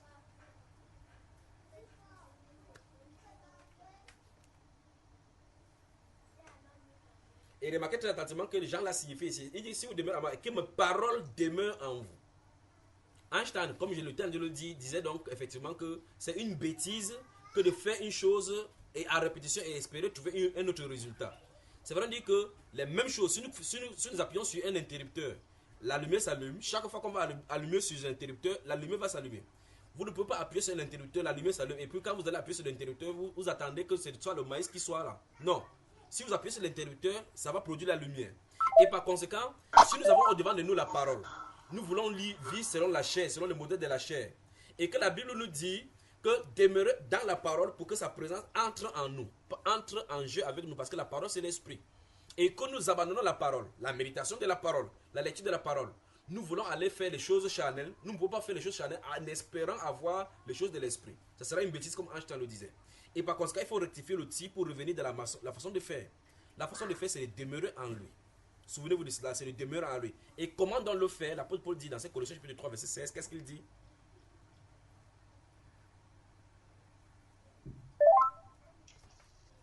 Qui va lire? Alors, il dit que la parole de Christ habite abondamment en vous, en toute sagesse. Instruisez-vous et exhortez-vous les uns les autres par des psaumes et des hymnes et des cantiques spirituels, chantant dans vos cœurs au Seigneur avec reconnaissance. Amen. Donc, vous voyez, effectivement, on dit que la parole de Christ habite parmi vous abondamment. Vous voyez cela? C'est pas la parole. C'est pour cela que cette parole est beaucoup combattue. C'est parce que c'est par la parole que le Seigneur Jésus-Christ met en évidence par l'évangile. C'est à cause de cela et par la parole qu'il met en évidence la vie, l'immortalité et la vie éternelle. Et c'est cette parole justement qu'on néglige. Remarquez très exactement dans l'exemple que j'ai parlé par rapport aux femmes. Tout ce qu'elle peut faire, elle pourra bien faire. Elle peut bien faire son travail ménager. Elle peut bien faire son travail de son boulot. Faire tout bien. Mais quand on va toucher au niveau de la Bible, on va commencer à bailler. On va commencer à dire que non, le chapitre de Luc là, c'est 77 versets. Ouf, c'est long. Il va d'abord lire 4 versets. Vous voyez? Parce que la Bible est ennuyeux. On va dire que non, ça dérange. Mais on peut travailler toute une journée pour le travail parce que là, en fin de compte, il y a le héros qui va tomber comme salaire. Mais comme ceci, son salaire, on ne voit pas rapidement. Qu'est-ce qu'on fait? On néglige, on met toujours ça en deuxième, on règle cela en deuxième plan. Donc, en réalité, pour que cette communion soit établie, écoutez, notez bien ceci, notez bien et gardez bien ceci à l'esprit. Pour que cette communion permanente soit établie, il faut qu'on se résout à changer la façon de fonctionner avec la parole.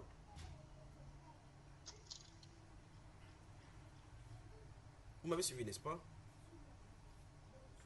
Pour que cet état donne soin de voir ici, là, maintenant, nous parlons de la communion de l'esprit ici. Et par ricochet, la vie de l'esprit par rapport à la vie le déploiement de notre vieil homme et notre chair.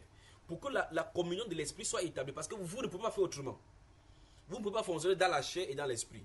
Pour que la communion avec la vie de l'esprit soit établie, il faut qu'on se résout. C'est-à-dire qu'on prend l'engagement de changer notre système de façon de faire. Et par conséquent, qu'on admet que notre état spirituel n'est pas réel, n'est pas vrai, selon ce que la Bible attend. Si on admet cette petite fondation-là, on peut avancer. Et par conséquent, il faut qu'on se résout aussi à changer la façon d'agir et de voir la Bible.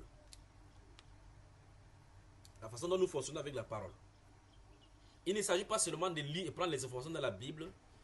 Il s'agit, notez Jacques chapitre 1 de Jacques, versets 22 à 25. En tout cas, il serait bien qu'on y va. Notez aussi 2 Pierre chapitre 1. 2 Pierre chapitre 1. Verset 2 à... 2 Pierre chapitre 1, verset 5... Non, 2 Pierre chapitre 1, verset 5 à 11. Que notre Seigneur vraiment vous bénisse. Souvenez-vous, on a mis une pause dans le livre de Romains chapitre 8, verset 7. On va venir continuer là-bas. Notez 2 Pierre chapitre 1, verset 5 à 11. Mais lisons Jacques chapitre 1, verset 22 à 25. Lisons.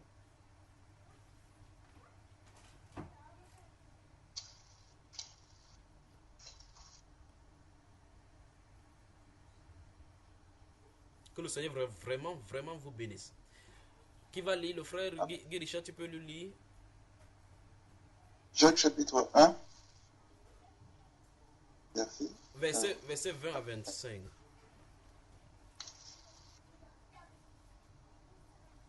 Verset 20 à 25. Oui. Car la colère de l'homme n'accomplit point la justice de Dieu. C'est pourquoi, vous dépouillant de toute souillure et des excès de la malice, recevez avec douleur Avec douceur. la parole, Avec douceur. avec douceur la parole qui est plantée en vous et qui peut sauver vos âmes. Stoppons d'abord là-bas. Stoppons là-bas. Vous avez une fois de plus vu ici l'œuvre de la chair et la façon de l'esprit. Il dit que c'est pourquoi, rejetant toute malice, vous dépouillant, dans ta version, rejetant, c'est dépouiller, c'est débarrasser. Et toute espèce de malice, il dit que recevez avec douceur, regardez bien, la parole qui a été plantée en vous. Vous voyez l'œuvre de la parole, ça trouve son chemin pour pénétrer le cœur. Et d'un côté, on se débarrasse, parce qu'il commence par dire, la colère de l'homme n'accomplit pas la justice de Dieu. C'est pourquoi rejeter tout l'excès de malice. Merci la sœur Kelly, bienvenue encore. Et ici, il dit recevez avec douceur la parole qui a été plantée à vous et qui peut sauver vos âmes. Donc vous voyez effectivement que c'est dans la communion avec la parole que des choses vont commencer à se débarrasser de nous. Parce que ça commence à nous réformer. On va lire dans Philippiens, dans Éphésiens, vous allez voir cela. Ça commence à nous réformer à l'intérieur. Parce que le travail de la parole, c'est à l'intérieur. Et la visibilité du travail qui est fait à l'intérieur se manifeste à l'extérieur. Vous allez voir quelqu'un qui était colérique. Lorsque la parole pénètre son âme, la personne commence à être tempérante. Vous voyez cela, n'est-ce pas? La personne commence à être tempérante, douce. La personne commence à être vraiment doux, aimant. Pourquoi? Parce que la parole fait son chemin dans son esprit. La parole fait son chemin dans son cœur. Il y a une œuvre, un travail qui est en train de faire à l'intérieur. Vous êtes surpris que vous qui bavardiez, et quand quelqu'un parlait, vous versez dans les éclats des voix. Vous êtes tempérant. Chez la sœur Kelly, il y a des bruits, il y a le bruit des vibreurs là. Continuons le frère Richard, continuons la lecture.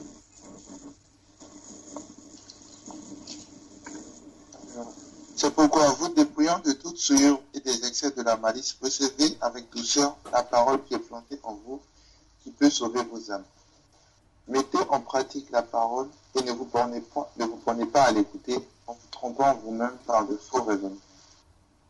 Car si quelqu'un écoute la parole et ne la met point en pratique, il est semblable à un homme qui regarde dans un miroir son visage et qui, dès qu'il s'est regardé, s'en va et oublie aussitôt qui il était.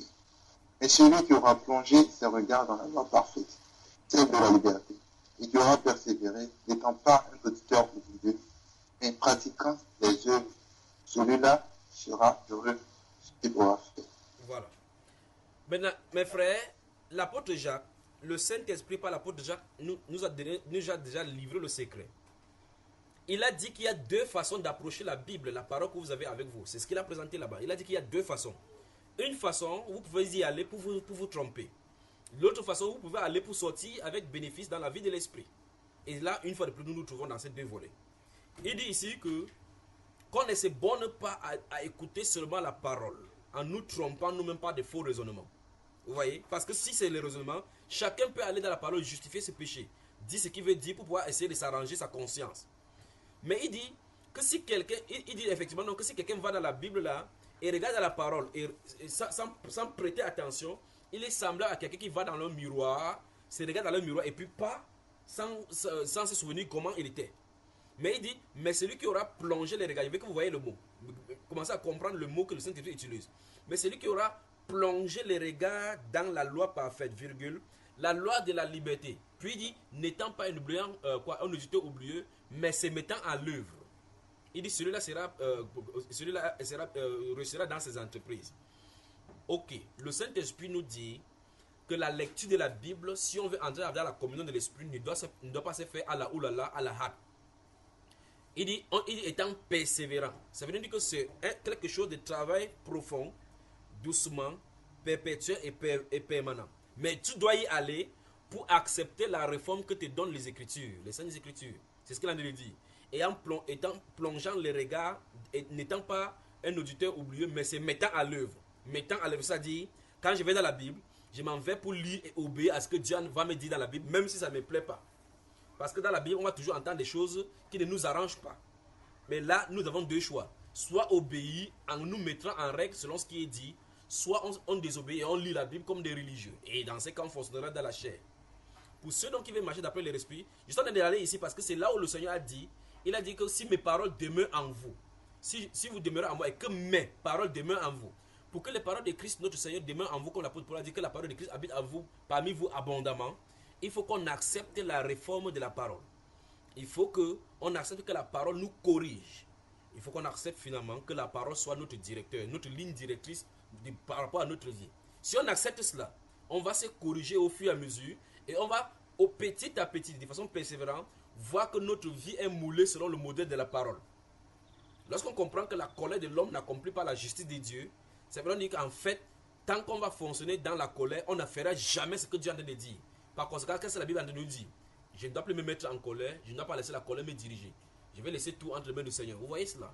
Et par conséquent, en faisant de telles choses, on sera en train de marcher d'après la parole du Seigneur. Mes frères bien-aimés, vous m'entendez et vous comprenez ce que je suis en train de dire? Amen. Voilà. Donc, la Bible nous dit ici qu'il faut qu'on se mette à l'œuvre. Donc, en allant dans la Bible, il faut qu'on aille dans la Bible pour se mettre à l'œuvre, pour être prompt à marcher comme la parole va nous indiquer. Je ne sais pas si vous saisissez jusque-là. La Bible déclare donc que celui qui aura plongé les regards de cette façon-là dans la loi parfaite, la loi de la liberté. Regardez bien, la loi de la liberté, c'est-à-dire que si vous vous plongez dans la parole, c'est la parole qui va nous affranchir. La loi de la liberté en Christ. Dans Romains, on a vu aujourd'hui que la loi de l'esprit de vie en Jésus-Christ nous a affranchis de la loi du péché et de la mort. Et par conséquent, dans la parole, ça veut dire que les saintes écritures que vous avez devant de vous, mes frères, mes sœurs, écoutez-moi très attentivement, les saintes écritures sont des écritures de l'esprit pour affranchir ceux qui sont sous le joug de la servitude. C'est-à-dire, pendant que vous lisez la Bible vous transforme à votre insu. C'est ce que ça veut dire. C'est-à-dire, pendant que vous lisez votre Bible, elle vous lit mieux que vous-même. C'est-à-dire, pendant que vous lisez votre Bible, elle vous montre votre réelle personnalité de l'intérieur.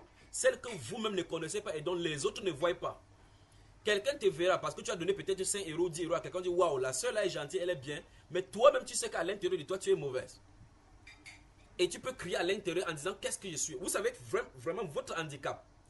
Ça, pour que ça soit bien arrangé, c'est la parole qui va entrer et faire place dans votre vie et puis vous arranger la chose. Vous ne pouvez pas faire autrement. Il faut que la parole fasse place dans votre vie et vous arrange. Moule. Recevez avec douceur la parole qui a été plantée en vous et qui peut sauver votre âme. Ça réforme votre âme à l'intérieur. Réforme votre âme au point où, quel qu'en soit ce qui arrive, vous voyez comment la parole commence à vous mouler. En fait, si la parole a déjà fait son chemin en vous, vous allez voir effectivement qu'il y a des caractères en vous qui ont disparu sans que vous ne sachiez comment. N'est-ce pas? Il y a des femmes qui avaient des éclats de voix. Maintenant, elles sont douces. Vous ne savez pas. Pas que vous faites l'effort pour être douce lorsqu'on vous irrite. Ça, c'est ce que les psychologues font dans le monde entier. Je crois qu'en France, il y a un centre de défoulement maintenant qui a été créé. Je ne sais pas si vous êtes au courant de cela à Paris. Il y a un centre de défoulement où les gens viennent se cogner la tête, cogner le mur pour se défouler. Je ne sais pas, c'est récent ça. Ça fait quelques jours où un docteur a créé un centre à Paris, appelé ça centre de défoulement. Voici ce qu'il explique. Il dit qu'il y a des gens qui accumulent la colère tout au long de la journée. La colère par rapport à leurs employés, la colère dans le métro, les gens, ils ne veulent pas se défouler. Là-bas, il y a des murs avec des bouteilles où on vient se défouler. Tu viens là-bas, tu te représentes ton employé. Tu dis que voici le patron qui m'ennuie. Tu dis que je t'engueule en frappant sur le mur. Tu te défoules au point où, quand tu finis de te défouler, on te donne maintenant la serviette, tu te nettoies. Vous voyez effectivement comment l'homme Ils cherchent comment faire pour s'en... Voilà la France. Ça veut dire qu'ils savent effectivement que la colère est accumulée. Les pressions du travail, les pressions des bails, les pressions des fiscs, les pressions... Cette pression-là, ils se posent la question comment faire pour s'en sortir. Ils ont trouvé donc mieux d'aller payer le centre. Donc tu viens là-bas, tu payes 10 € pour aller te défouler au mur. Non mais, il faut la délivrance aux Français là, je vous le dis. Vous voyez? Vous êtes au courant de ce que je viens de dire là, vous êtes en France, vous êtes au courant de cela? Oui. Allez vous dépouiller là-bas, allez vous défouler. Le frère Landro, est-ce que tu es au courant de ceci? Non, pas du tout. Eh bien, dans ce cas, vérifiez ce qu'il vient de dire dans le centre de défoulement. Les gens viennent se défouler là-bas. Donc, tu vois là-bas, si tu aimes la boxe, si quelqu'un t'avait énervé dans le métro et que tu t'es agrippé comme ça, que là maintenant tu pars là-bas, tu te représentes cet homme-là. Maintenant, tu vois, c'est l'homme qui m'a énervé dans le métro. Tu boxes là, tu boxes. Après, tu dis, oh, c'est bien fait pour toi, je me suis défoulé sur toi. Vous voyez, ça veut dire que l'humanité a besoin d'être ressuscitée. Je vous le dis. Donc, cette pression qui se trouve dans le cœur accumule donc comme ça en nous des caractères qui sont impropres pour l'esprit. Et donc, ça nous pousse donc à réagir face à certaines actions. La Bible dit qu'il n'y a qu'une seule solution, pas deux. C'est que la parole doit être plantée pour restaurer l'âme. C'est la parole. La personne va prendre la bouteille cassée au mur. Le jour où on va fermer ce centre de formation, là, il va casser ça sur la tête de quelqu'un, je vous le dis. Parce qu'il faut qu'il se défoule quelque part. Mais la Bible, qu'est-ce que la Bible dit? Déchargez-vous sur lui de tous vos soucis. On doit se décharger sur le Seigneur Jésus. Et comment se décharger? Entrez en communion, remettez-lui ça entre les mains. Il ôte ses fardeaux sur le cœur. Il ôte ses poids-là. Il ôte les angoisses. Il ôte les soucis. Il ôte, ça disparaît. On ne calme pas cela. Vous calmez cela, ce sont des bombes à retardement, ça va vous tuer. Vous voyez cela? Voilà pourquoi ces AVC là, ces crises cardiaques là dans le monde entier, parce que les gens sont tellement sous pression, ils travaillent sous pression, ils ont des accumulations et par conséquent même le flux du sang ne passe pas dans le cœur comme il se devait. Les artères sont bloquées, bouchées. Pourquoi? Par des pressions. La pression artérielle augmente, des tensions augmentent. Vous voyez, vous prenez les gens aujourd'hui, vous prenez la tension de quelqu'un, c'est à 22. Vous dites quel est le problème? Il dit qu'il ne sait pas. Pourquoi? Parce qu'il réfléchit comment il va payer le fisc. Comment le fisc va. On a écrit une lettre, on a dit qu'il doit payer, il doit payer 4 000 €, sa tête chauffe. Alors, vous voyez que ce monde de pression que nous avons aujourd'hui nous pousse comme ça et nous tue à petit feu. Qu'est-ce qu'il faut faire? La Bible déclare déchargez-vous sur lui de tous vos soucis, car il lui-même prend soin de vous. Donc la solution, c'est de demeurer dans la parole, pas demeurer n'importe comment. Demeurer, aller dans la parole en disant Seigneur, conduis-moi dans ta parole et applique dans mon âme la parole qui va restaurer mon âme. C'est la voie. Parce que c'est la parole qui restaure l'âme. C'est la parole qui nous conduit dans le moment des ténèbres. C'est la parole qui nous conduit parce que c'est une lampe à nos pieds, une lumière sur nos sentiers. Quand cette parole-là est pointée sur notre sentier, nous marchons d'après elle. Nous sommes sûrs à 100% que nous marchons selon l'esprit. Parce que l'esprit nous conduit selon la parole. Amen. Amen. 2 Pierre chapitre 1 donc, versets 5 à 11.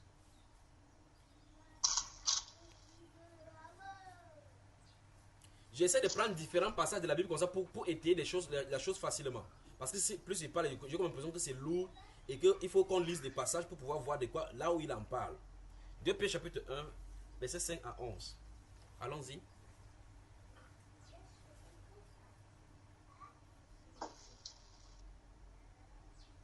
Je lis au nom du Seigneur. Absolument. Ainsi, et apportant tout votre zèle, ajoutez à votre foi la vertu, et à la vertu la science, et à la science la tempérance, et à la tempérance la patience, et à la patience la piété, et à la piété l'amour fraternel, et à l'amour fraternel la charité.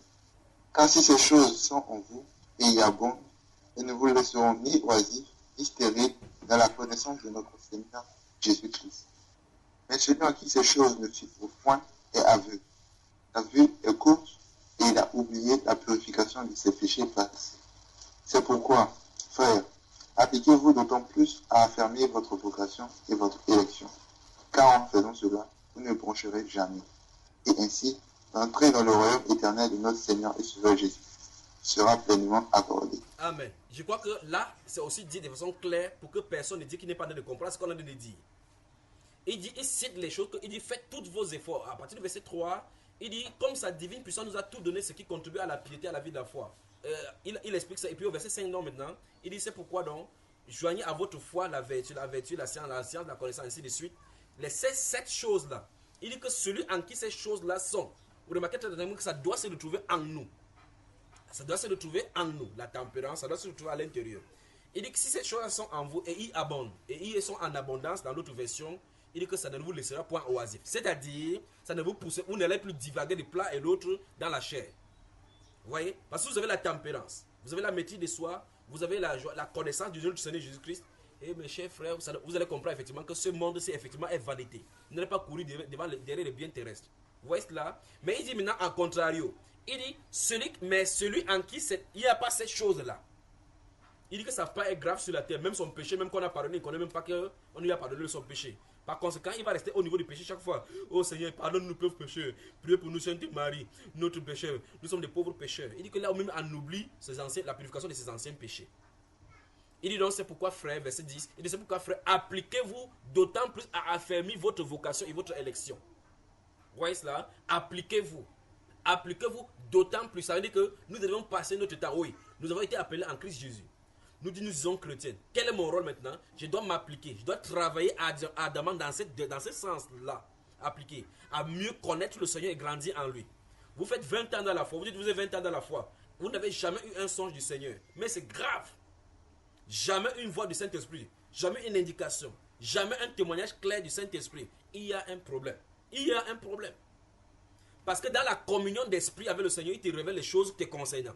Il révèle les choses concernant ton entourage, concernant ton voisinage, concernant ton voyage, concernant ton foyer, concernant ton pays, ainsi de suite, ainsi de suite. On est surpris par les événements qui nous arrivent. Oh Seigneur, c'est vrai. Mais parce qu'on ne travaille pas avec sérieux.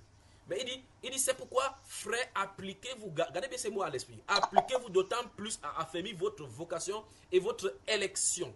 Car en faisant cela, c'est-à-dire en s'appliquant à affermir cela, il dit, vous ne broncherez jamais. On ne pourra pas fléchir dans le monde pour aller chercher ces choses du monde. Puis il dit, c'est ainsi que l'entrée dans le royaume éternel de notre Seigneur et Sauveur Jésus-Christ vous sera pleinement accordée. Donc, n'essayons pas de fonctionner avec la chair, on attend le royaume. N'essayons pas de fonctionner avec les choses de ce monde-ci, on attend le royaume. La Bible dit dans 1 Jean chapitre 2, il dit que n'aimez point le monde, ni les choses qui sont dans le monde. Si quelqu'un aime le monde, l'amour du Père n'est point en lui. Vous voyez, parce que si l'amour, ici on dit clairement que la dernière chose qu'on cite, c'est la charité et l'amour. Il dit que si ces choses sont en nous, et ils sont en abondance, on ne nous est pas oisifs. Là-bas, Jean dit que si on a l'amour du monde en nous, l'amour du Père ne peut pas se retrouver.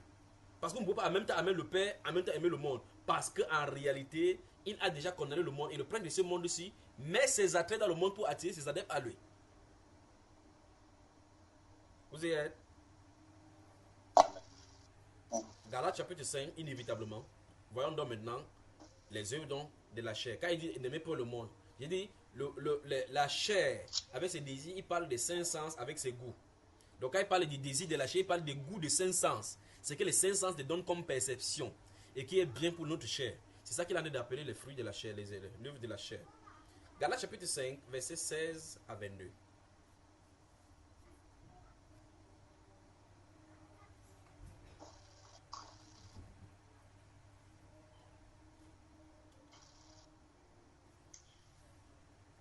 Je lis dans le Seigneur. Galates chapitre 5, verset 16 à 22. Je dis donc, marchez selon l'esprit et n'accomplissez point les désirs de la chair. Car la chair a des désirs contraires à l'esprit et l'esprit en a de contraires à la chair. Et ces deux choses sont opposées l'une à l'autre, de telle sorte que vous ne faites point les choses que vous voudriez. Que si vous êtes conduits par l'esprit, vous n'êtes point sous la loi.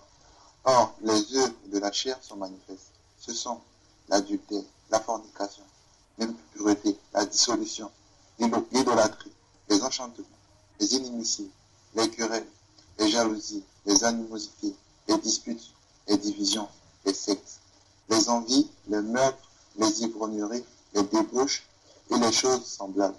Je vous dis d'avance, comme je vous l'ai déjà dit, ceux qui commettent de telles choses n'hériteront point le royaume de Dieu. Mais le fruit de l'esprit, c'est la charité, la joie, la paix, la patience, la bonté, l'amour du bien, la fidélité, la douceur, la tempérance. Amen. Alors, en clair, la question évidemment peut être posée maintenant.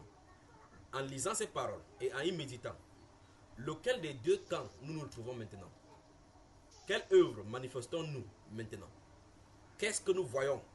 Voilà les deux arbres présentés. Voilà les deux arbres présentés là. En regardant dans ces deux arbres-là, nous voyons quel arbre produit ses fruits dans notre propre vie. La Bible déclare que ces arbres-là ne se ressemblent pas. Et en fait, nous ne pouvons pas voir un fruit là-bas qui ressemble pour que vous confondiez la goyave à quoi? Avec le pommier. Non. Ici, le style des fruits sont différents, totalement différents. Et par conséquent, la nature de l'arbre qui le produit est également différente. Il dit, je dois marcher selon l'esprit et vous n'accomplirez pas le désir de la chair. Donc la solution pour ne pas accomplir le désir de la chair, ce n'est pas de tuer la chair. Vous ne pouvez pas tuer la chair parce que tuer la chair, ça veut dire que soustraire de ce monde-ci ou mieux sortir. Vous ne pouvez pas sortir du monde. Vous ne pouvez jamais tuer la chair. Vous voyez? Mais c'est par l'esprit qu'on annule les actions de la chair. C'est pas ce que vous saisissez. Il dit, je dis donc marchez selon l'esprit. Marchez selon l'esprit. Et vous n'accomplirez pas les désirs de la chair. Donc la solution, ce n'est pas de lutter contre la chair. Non, vous ne pouvez pas lutter contre elle. La solution, c'est de marcher selon l'esprit. Quand vous marchez selon l'esprit, automatiquement, les actions de la chair sont mortes. Et puis, il présente directement que les actions de la chair, voici les actions de la chair, les fruits que ça produit. C'est-à-dire qu'en examinant nos vies, nous devons voir si ces choses s'accomplissent en nous. Les querelles, les animosités, les disputes, les sectes, les impudicités, l'adultère, l'ivrognerie, les envies, ainsi de suite. Donc, nous devons vérifier si ces choses en nous. Et l'apôtre Paul dit, par le Saint-Esprit, il dit, je vous le déjà dit, que de telles personnes qui commettent de telles choses n'hériteront point le royaume de Dieu. Autrement dit, la chair ne peut pas hériter du royaume. La chair ne peut pas hériter du royaume. Notre chair ne peut pas hériter du royaume. Et par conséquent, ces actions sont en train de nous conduire vers la perdition, n'est-ce pas? Ça veut dire que si nous voyons ces choses-là, il est temps pour nous de rectifier le tir, comme je disais au départ, d'amender notre façon de faire et de marcher selon l'Esprit de Dieu désormais. C'est-à-dire que prendre le train maintenant, reprendre, comme on dit, prendre le taureau par la main, par les cornes, et maintenant prendre notre vie spirituelle entre les mains pour que les choses changent. Il faut absolument que les choses changent, et en effet, si les choses changent, on va commencer à voir dans les actions dans notre vie. Et ça ne peut pas changer si vous ne changez pas votre façon de voir la parole. Votre façon de voir la parole, vous devez voir la parole comme là où il y a la liberté, là où l'esprit de liberté se manifeste, au travers duquel nous devons changer de façon de vivre, changer de comportement, c'est-à-dire laisser la parole faire place dans notre cœur. Si nous le faisons, automatiquement, les impudicités, les envies. Souvenez-vous de Jean chapitre 15, où le Seigneur a dit, c'est à l'intérieur du cœur que viennent les mauvais désirs, les meurtres, les adultères et autres là-bas, c'est ça qui souille l'homme, c'est à l'intérieur. Donc pour que ces œuvres-là soient dépouillées en nous, il faut que quelque chose d'autre pénètre ces cœurs-là. Il faut que l'esprit de vie de Christ, notre Seigneur, puisse y entrer et en dépouille tous ceux qui se trouvent dans ce temple-là. Sinon, vous allez être assaillis chaque fois par les mauvaises pensées. Chaque fois, vous allez avoir, même les gens vont faire n'importe quoi, la colère se lève à l'intérieur. Vous êtes debout, on vous regarde, le visage est serré, mais la colère se développe dans le cœur. C'est exactement comme un endroit, une montagne où il y a le magma qui bout autour. Il attend seulement une fissure pour cracher ses larves. Et puis un de ces jours, quand la fissure est là, vous entendez que non, là c'est la goutte d'eau qui a déposé le vase. Je vais te montrer de quel bois je me chauffe. Tu vas voir mon côté animal. Donc c'est son magma qui sort donc comme ça. Vous voyez? Il ne faut pas que ça soit ainsi. Il faut qu'à l'intérieur il y ait la tempérance, l'amour, la joie, la paix par le Saint-Esprit. Cette œuvre-ci, aucun humain ne peut le faire. Il faut que la parole soit appliquée sur le cœur par l'Esprit de Dieu. Il faut que le Saint-Esprit circoncis notre cœur avec la parole. Quand il le fait, comme on a lu dans Colossiens, dans Philippiens 3, aujourd'hui, verset 3, il a dit que les vrais circoncis, c'est nous qui servons Dieu, nous rendons notre culte à Dieu par l'Esprit de Dieu. Quand l'Esprit de Dieu est dans notre cœur, il nous dirige droitement dans la parole. Donc, nous sommes donc, en ce moment-là, appelés la justice de Dieu. Amen. 1 Corinthiens. Premier épître des Corinthiens. Je crois que la deuxième partie, nous allons continuer dimanche prochain en développant plus là, le temps que on médite, chacun médite avec ce qu'il va donner comme exercice dès le départ. Et pour ce dimanche, il faut que nous restons dans la méditation. Vous y êtes dans 1 Corinthiens chapitre 6.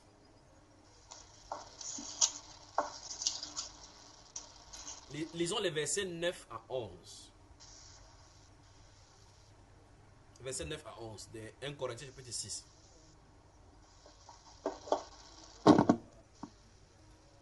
Je lis au nom du Seigneur Jésus. C'est déjà un défaut parmi vous d'avoir des procès les uns avec les autres. Pourquoi ne souffrez-vous pas plutôt qu'on vous fasse tort? Pourquoi ne supportez-vous pas plutôt du dommage? Mais c'est vous-même qui faites du tort et vous causez du dommage, et même à vos frères. Ne savez-vous pas que les injustes n'hériteront point le royaume de Dieu? Ne vous abusez point, ni les impurs, ni les idolâtres, ni les adultères, ni les efféminés, ni les infâmes, ni les larrons, ni les avares, ni les ivrognes, ni les médisants, ni les ravisseurs n'hériteront le royaume de Dieu. Or, c'est là ce qu'étaient quelques-uns de vous. Mais vous avez été lavés, mais vous avez été sanctifiés, mais vous avez été justifiés au nom du Seigneur Jésus et par l'Esprit de notre Dieu. Amen. Amen. Amen. Donc vous voyez effectivement que tout ce que le Saint-Esprit a cité ici, ce sont les œuvres de la chair. Il dit que ne savez pas que les injustes n'hériteront point du royaume de Dieu. Et il donne une révélation que les personnes à qui il a de s'adresser, ils étaient dans ces cas-là. Mais il dit que ces cas-là, le problème qu'il a de leur reprocher, c'est qu'ils ont été lavés de cela. Vous voyez tout ce qu'il a cité. Il y avait parmi eux les ivrognes, parmi eux de l'infamie. C'est-à-dire que les homosexuels, il y avait les homosexuels parmi. Mais il dit qu'ils ont été lavés, ils ont été sanctifiés par l'Esprit de notre Seigneur. Donc ça veut dire que ces gens-ci ont eu un changement d'état. Ceux qui vivaient dans l'impudicité ne vivaient plus. Ceux qui vivaient dans les adultères ne vivaient plus. Ceux qui vivaient dans l'ivrognerie ne vivaient parce qu'ils ont été sanctifiés. Une œuvre s'est produite en eux. Et par conséquent, maintenant ils peuvent entrer dans le royaume. Et donc nous aujourd'hui, nous ne pouvons pas fonctionner dans ce que le Saint-Esprit avait déjà nettoyé de ces gens-là. Et nous espérons entrer dans le royaume qu'eux vont entrer étant nettoyés. Je ne sais pas si vous savez, mes frères bien-aimés. On a besoin d'une œuvre de nettoyage à l'intérieur par la parole et l'esprit, afin que l'extérieur se manifeste plus avec la chair. Tant que cette œuvre à l'intérieur ne se manifeste pas, il n'y a pas eu un dépouillement à l'intérieur, alors dans ces cas, on aura toujours la manifestation de ce qui se trouve à l'intérieur de nous. Parce que la racine du tronc d'arbre que produit les impudicités, les disputes, les querelles se trouve enraciné en nous. Il faut que ça soit extirpé par la puissance du Saint-Esprit. Quand c'est extirpé à l'intérieur de vous, vous ne retrouverez plus de traces de colère. Vous ne retrouverez plus de traces de mensonges. Il y a des gens qui, moi, une petite chose comme ça, ils mentent sans s'en rendre compte. Ils disent, ah, qu'est-ce que j'ai dit? Oh, je n'aurais pas dû mentir. La racine se trouve à l'intérieur.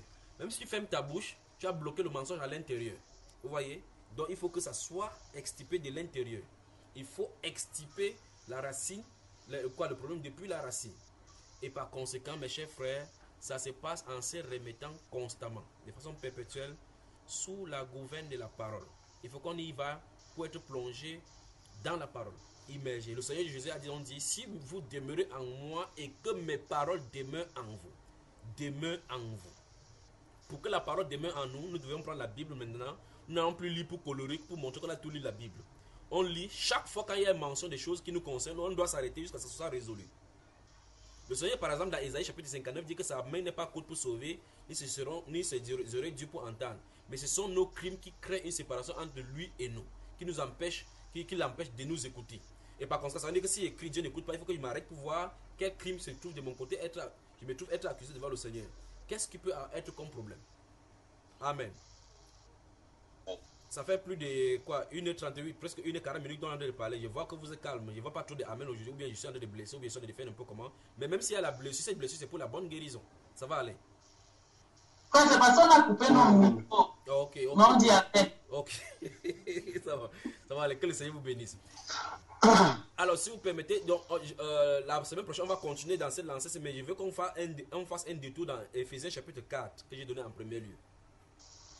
Remarquez qu'on n'a pas encore feuilleté Colossiens chapitre 1, chapitre 3, verset 1 à 5. Éphésiens chapitre 4. Il y a des gens de d'autres pays qui sont positionnés, ils sont en train de mettre ils me persécutent déjà maintenant que je les ai oubliés ou quoi. Éphésiens chapitre 4. Voilà, ça a commencé avec les persécutions. Éphésiens chapitre 4. Oh là là. Éphésiens chapitre 4. Vous y êtes?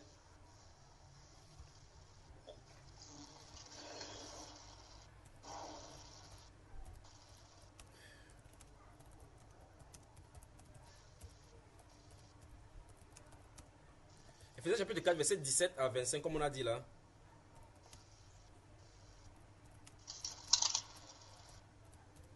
Je lis au nom du Seigneur. Amen. Voici donc ce que je dis et que j'atteste de la part du Seigneur. Oui. Ne vous conduisez plus comme le reste des gentils qui suivent la vanité de leur esprit. ayant leur intelligence obscurcie, étant éloignés de la vie de Dieu à cause de l'ignorance qui est en eux, à cause de l'endurcissement de leur cœur. Ayant perdu tout sentiment, ils se sont éloignés à la dissolution pour commettre toutes sortes d'impuretés avec une ardeur insatiable. Mais vous, ce n'est pas ainsi que vous avez appris à connaître Christ. Au moins, si vous l'avez écouté, et si, selon la vérité qui est en Jésus, vous avez été instruit en lui, à vous dépouiller pour ce qui est de votre conduite précédente du vieil homme qui se corrompt par les convoitises trompeuses, et que vous soyez renouvelés dans l'esprit de votre entendement, et à vous revêtir d'une nouvelle homme, créé à l'image de Dieu, dans la justice et la sainteté de la vérité. C'est pourquoi, ayant dépouillé le mensonge, que chacun parle selon la vérité à son prochain, car nous sommes membres les uns des autres. Voilà un passage sur lequel il va falloir que vous méditez jusqu'à ce qu'on se voit encore la semaine prochaine, particulièrement verset 19 jusqu'au verset 23. Remarquez très attentivement qu'il dit qu'il y a un enseignement concernant le dépouillement. Je prends encore le verset 19, regardez. Ayant perdu tout sentiment, ils se sont livrés à la dissolution pour commettre toute espèce d'impurité jointe à la cupidité. Puis il dit, mais vous, il s'adresse aux chrétiens. Là, premièrement, il parlait comme ça des ceux du monde, qu'ils peuvent faire n'importe quoi avec leur vie. C'est pour ça qu'il nous interdit de marcher comme eux. Ici, il dit dans verset 20, mais vous, ce n'est pas ainsi que vous avez appris Christ. Donc, il y a un enseignement en Christ qu'on doit donner aux gens pour dire la marche dans le Christ, ce n'est pas comme les mondains le disent. Mais verset 21, il dit, si du moins vous l'avez entendu, et si, conformément à la vérité qui est en Jésus, c'est en lui que vous avez été instruits. On a donné l'instruction à vous dépouiller, eu égard à votre vie passée et du vieil homme qui se corrompt par les œuvres, par les convoitises trompeuses, dont on doit enseigner aux gens que lorsqu'ils croient au Seigneur Jésus-Christ, il y a un système de transformation qui doit être mis en place, qui doit permettre que ça se mette en place dans leur vie. Il dit qu'on doit se dépouiller de vieil homme et ses œuvres. C'est pas ce que vous comprenez. Cet enseignement, il dit c'est l'enseignement de la vérité qui est en Jésus. On doit enseigner aux gens que leur marche avec le Seigneur, quelque chose doit changer par rapport aux vies passées. C'est en ce sens-là et à cause de cela que les gens vont commencer à nous calomnier, nous insulter parce que vous avez pris une route étroite et resserrée dont le comportement est différent maintenant par rapport aux vastes étendues de la route que la majorité prenait. Et par conséquent, donc, ça va amener l'inimitié. Amen. On va voir cela, la continuation dans la suite de la semaine prochaine, Dieu voulant. Mais maintenant, je vais vous laisser avec un exercice jusqu'à la semaine prochaine si vous puissiez le faire. Cet exercice consiste à entraîner le cœur dans la méditation. Ça, c'est la première partie. Je vais y revenir en profondeur. Je vais vous laisser avec ceci. Écoutez très attentivement. Le cœur est un moteur qui constamment est en service. Le cœur est un moteur qui constamment est en service. Vous pouvez rester tranquille, sans penser à quoi que ce soit. Une musique commence à chanter dans votre cœur. Vous savez ça, n'est-ce pas?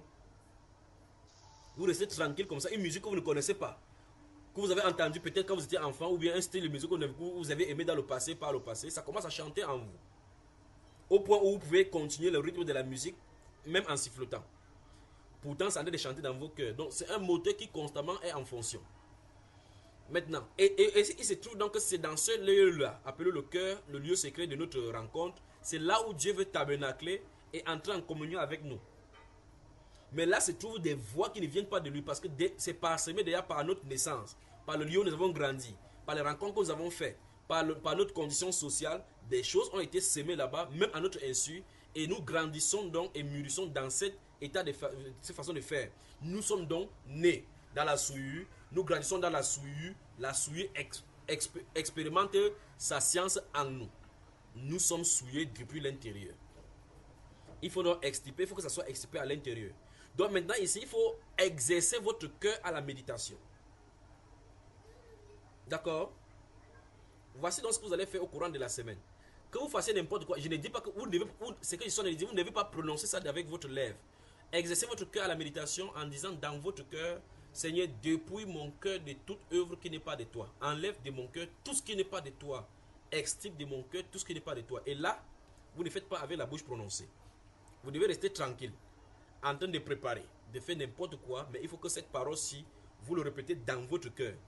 Quand ça sera fait dans votre cœur, vous allez voir la lumière jaillir sur votre cœur. Petit à petit, ce sont les paroles de l'esprit qui commenceront à être déposées sur votre cœur. Pas les paroles du monde, pas les pensées du monde, pas les mauvaises pensées, pas les pensées impures. C'est parce que notre cœur, nous avons grandi dans des sociétés impures. Nous avons vu des images impures qui ont été imprégnées dans notre cœur. Nous avons entendu des choses grossières qui ont été imprégnées dans notre cœur. Et par conséquent, il faut que ces choses-là soient nettoyées. Amen. C'est l'œuvre de dépouillement qui commence comme ça. Parce que l'œuvre que nous manifestons à l'extérieur, comme l'impudicité, les animosités et autres là-bas, le Seigneur Jésus dit que ça prend source à l'intérieur. Il dit c'est ça qui vient de l'intérieur. Ce qui vient de l'intérieur, c'est ça qui souille l'homme. Comment l'homme va faire pour être nettoyé de ceci? Il faut que ce soit le Seigneur qui le fasse. Il dit que si vous demeurez en moi et que mes paroles demeurent en vous, demandez ce que vous voulez. Donc maintenant, ce que vous avez fait maintenant, faites que la parole demeure en vous. Demandez au Seigneur de faire le nettoyage lui-même à l'intérieur. Seigneur, dépouille mon cœur de toute œuvre mauvaise, de tout ce qui n'est pas de toi. Dépouille mon cœur de toute puissance des ténèbres. Dépouille mon cœur de toutes ces choses-là des ténèbres qui souillent mon âme.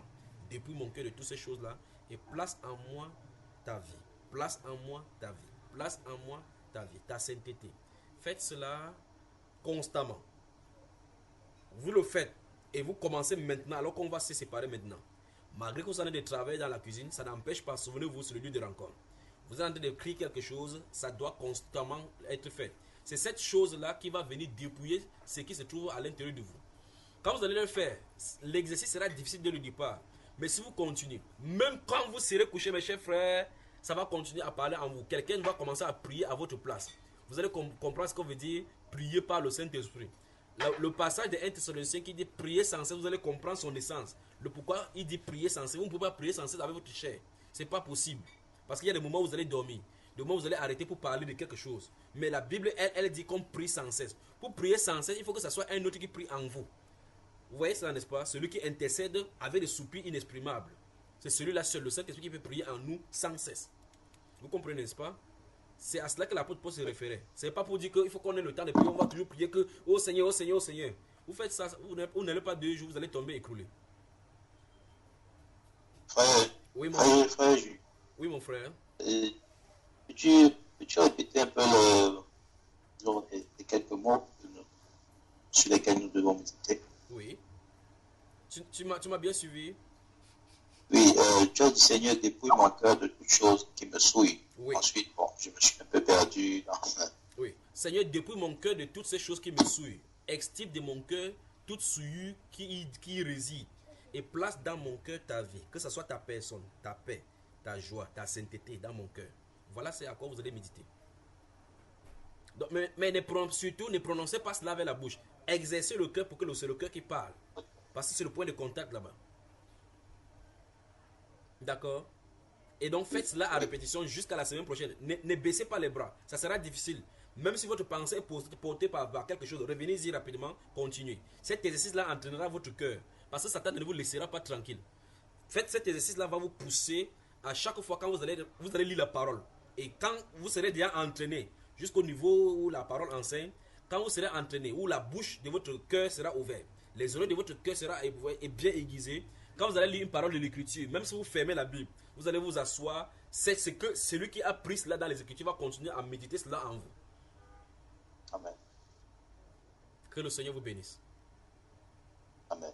La France dans la sainteté. Je vous aime. Amen. Amen. Merci. Merci. Amen. Que Dieu vous bénisse. Amen, frère. Ça sent déjà des bonnes choses sur la table de ce côté-ci. Bon dimanche et à dimanche. Bon dimanche. Merci. Que Dieu, Bon dimanche. que Dieu vous bénisse. Que Dieu vous bénisse. Que Dieu vous bénisse. Soyez vraiment violents. Soyez violents. Soyez violents. D'accord? Amen, amen, amen. Amen, amen.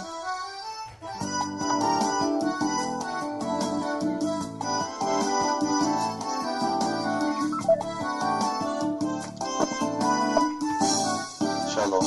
Pourquoi m'appelez-vous Seigneur, Seigneur, Seigneur? Merci, bon dimanche.